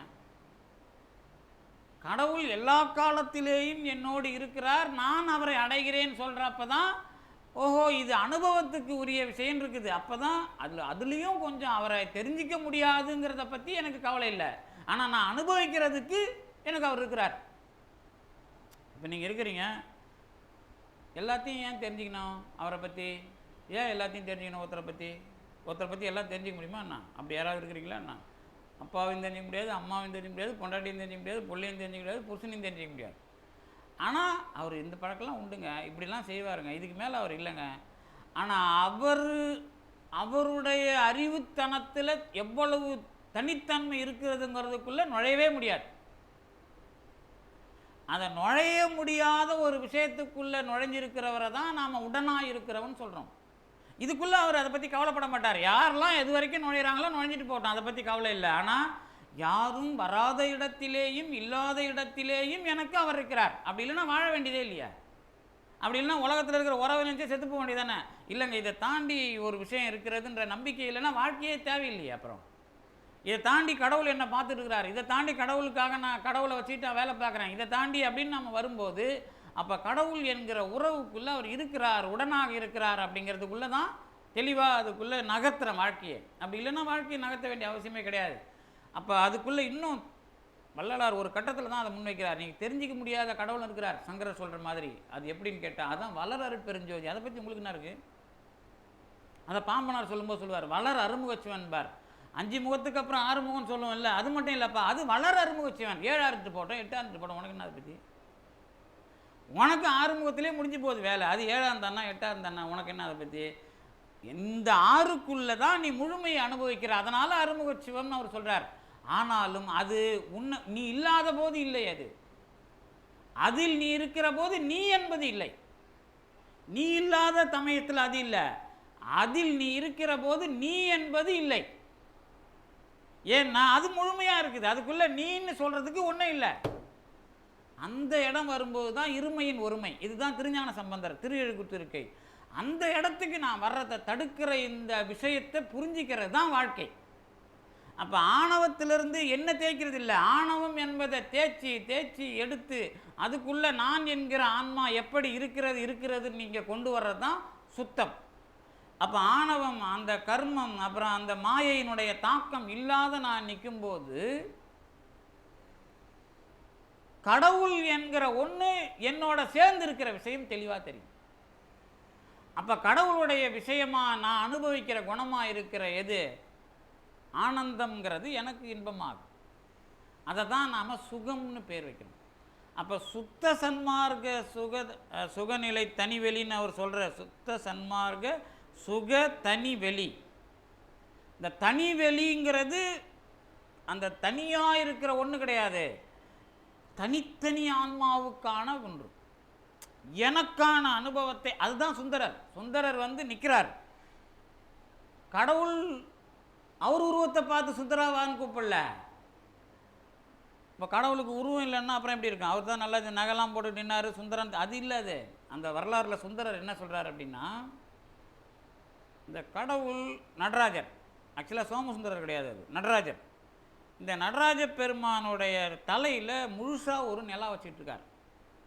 அதுக்கு சுத்த ஆன்மான்னு பேர். இந்த பிறை நிலா தான் வளர்பிறை, அது சந்திரன். இந்த வலது பக்கம் வச்சிருக்கிற ஒரு வட்டமான நிலா வச்சிருப்பார், 2 நிலா இருக்கும் அவருக்கு. அந்த கோலம் இவருக்கு பிடிக்குது. யாருக்கு? சுந்தரர். அந்த கோலம் பிடிக்குது அப்படின்னா என்ன அர்த்தம்னா, இப்போ நீங்கள் இருக்கிறீங்க, எல்லாரோடையும்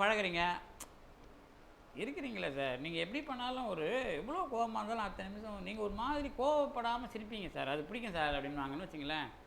அல்லது நீங்கள் இருக்கிறீங்களே, நீங்கள் என்ன பண்ணாலும் தப்பு கூட பண்ணாலும் அடுத்த நிமிஷம் பாசமாக பேசுகிறீங்களா, அது பிடிக்கும் சார். இப்படி ஏதாவது ஒரு பிடிக்கும் இருக்குல்ல உங்களுக்கு. எல்லாருக்கும் அதுவே பிடிக்காது. சில பேருக்கு அது சிலுமிசமாக தெரியும், சில பேருக்கு லூசுத்தனமாக தெரியும். ஆனால் ஒருத்தவங்களுக்கு அது ஒரு விஷயமா பிடிக்கும். அந்த மாதிரி சுந்தரருக்கு கடவுள் ஆன்மாக்களை தலைமையில் வச்சுக்கிட்டு கொண்டாடுற அந்த விஷயம் பிடிக்குது. ஆன்மாக்களை தலைமையில் வச்சு கொண்டாடுறதுன்னா அவரே கொண்டாடுறாரு, அப்போ நாம் ஏன் இந்த உலகத்துக்கு அதை சொல்லக்கூடாதுன்னு அதுக்கு அனுப்பி வைக்கிறான் கடவுள். நீ எனக்கு பிடிச்சதுன்னு சொன்னல, அதை கொள்கையாக்கு போ, அப்போ உலகமே தொண்டர்களை கொண்டாடட்டும் அப்படின்னு அனுப்பி வச்சான். அப்படிங்கிறது தான் அந்த வரலாறு. அப்போ கொள்கையை கொடுக்கறதுக்கு இப்போ நீங்கள் கடவுளை அனுபவிக்கணும்னு வச்சிங்களேன், உங்களுக்கு எது பிடிக்கும்? நம்ம நண்பர் ஒருத்தர் மருந்தீஸ்வரர் அடியார் தான், அவருக்கு பிச்சாடனர் கோலம் தான் பிடிக்கும். உங்களுக்கு நிறைய பேருக்கு நல்லா நகை போட்ட சோமசுந்தரர் பிடிக்குதுன்னா அவருக்கு பிச்சாடனர் கோலம் பிடிக்கும். எனக்கு இப்போ சில பேருக்கு காலபைரவர் பிடிக்கும், சில பேருக்கு இப்போ லிங்கத்துக்குள்ளே அது தெரியாது, உருவம்னு வர்றப்போ சிலது பிடிக்குதா இல்லையா? அந்த மாதிரி சுந்தரருக்கு இப்போ நீங்கள்லாம் அனுபவிச்சிருக்கும்போதே இப்போ உலகத்தை அனுபவிக்கிறீங்கள, சில பேர் கேள்வி கேட்டே அனுபவிப்பான், சில பேர் வேறு ஒரு அறிவுபூர்வமாக எதாவது செய்வான். இப்போ இவனுக்குள்ளே இது எல்லாம் தனி ஆன்மா. அந்த ஆன்மா எப்படி அந்த விஷயத்தை அதுக்கு என்ன சொல்கிறதுன்னா, துருத்துருன்னு இருக்குதும்பிங்கள்ல, எல்லாரும் துருத்துன்னு இருக்க மாட்டான், ஆனால் எல்லாருக்கும் ஒரு துருத்துரு உண்டு. துருத்துருன்னு இருக்கிறதுனா என்ன அர்த்தம்னா, கொஞ்சம் ஏதாவது ஒன்று நோண்டிக்கிட்டே இருப்பான்னுவீங்கல்ல, ஏதாவது ஒன்று பண்ணிக்கிட்டே இருப்பான்னுவாங்கல்ல, அதுதானே துருத்துரும்பிங்க. அது சும்மா இருக்காதவனை பார்த்து சொல்லுது. ஆனால் எல்லாருக்கும் ஏதாவது ஒரு துருத்துரு இருக்கும், மூளை ரீதியாகவோ செயல் ரீதியாகவோ ஏதாவது ஒன்று ஒருத்தவங்களுக்கு ஒரு விஷயம் அரிச்சிக்கிட்டே இருக்கும். அப்படி புரிஞ்சுங்களேன். அந்த மாதிரி விஷயத்துக்குள்ளே அவங்க என்ன புரிஞ்சுக்கிறாங்க, என்ன செய்கிறாங்கங்கிற அந்த விஷயந்தான் நாளைக்கு உங்கள் மூலமாக ஏதாவது ஒரு நல்லது நடக்கிறதுக்கு உங்களுக்கு தெரியாமலே அல்லது உங்களுக்கு தெரிஞ்சோ கடவுள் பயன்படுத்துகிற ஒரு குணமாக இருக்கும். ஏன்னா கடவுள் எல்லாருக்குள்ளும் குற்றமே செய்யணும் குணமென கருதும் கொள்கை, குற்றம் செய்வது எனக்கு இயல்பே, குணமாக கொள்வது உனக்கு இயல்பே, இப்படிலாம் ஏன் முன்வைக்கிறாங்கன்னா, நாம் இப்படி தான். ஆனால் நமக்குள்ளே ஒரு நல்ல விஷயத்தை வச்சு தான் நீ உன்னை நல்லவனை ஆக்கித்தான் அவன் மேலே கொண்டு போகிறான். அப்படி இல்லாமல் வாய்ப்பே கிடையாது. நாம் நல்லவனாக இருக்கிறதில்ல, ஆனால் உங்களுக்குள்ளே இருக்கிற விஷயத்தில் நல்லதாக ஆக்குறான். இந்த நல்லதை ஆக்கின பிறகு தான் உங்களை சுத்தப்படுத்துறதுக்கு, உங்களை வெளியே கொண்டு வர்றதுக்கு, ஆணவத்திலிருந்து உங்களை வெளியே கொண்டு வர்றதுக்கு அவனே இதை பயன்படுத்துகிறான். இப்படி பயன்படுத்தி பயன்படுத்தி பயன்படுத்தி உங்கள் மூலமாக உங்கள் விஷயமாகவே உங்களை ஒரு ஆளாக்கி உங்களை ஆணவத்தை எடுத்து முழுசாக அதிலிருந்து நீக்கிட்டு அவனுடைய ஆனந்தம் என்கிற அந்த குணத்தை உங்களில் கலக்கும்போது சுகம் என்கிற ஒன்று வரும். இதற்கு கண்டிப்பாக ஆன்மா என்கிற ஒன்று அடிப்படை பொருளாக இருக்கிறது என்பது வள்ளலாருக்குமான தத்துவமும் அதனுடைய அடிப்படையை சைவ சித்தாந்தமும் விளக்கி இருக்கிறது. அதற்கு அயலான ஒன்றாக அல்லது தனியாக ஒன்றாக இருக்கிற அல்லது தனிமைப்படுத்துகிற ஒன்றாக இருக்கிற ஆணவம் என்பதைத்தான் கேவலம் என்ற சொல்லால் சாத்திரத்தில் சுட்டினார்கள். அப்படிங்கிற மாதிரி நீங்கள் புரிஞ்சுக்கிட்டீங்கன்னா இதுக்கப்புறம் இன்னும் சுகம் என்பதை பற்றிய விவரமான விஷயங்களை அடுத்த வாரம் சிந்திக்கலாம் என்பதை சொல்லி இந்த அளவிற்கு தந்து நிறுத்திய திருவர்களுக்கும் குருவர்களுக்கும் நன்றி கூறி விடைபெறுகிறேன்.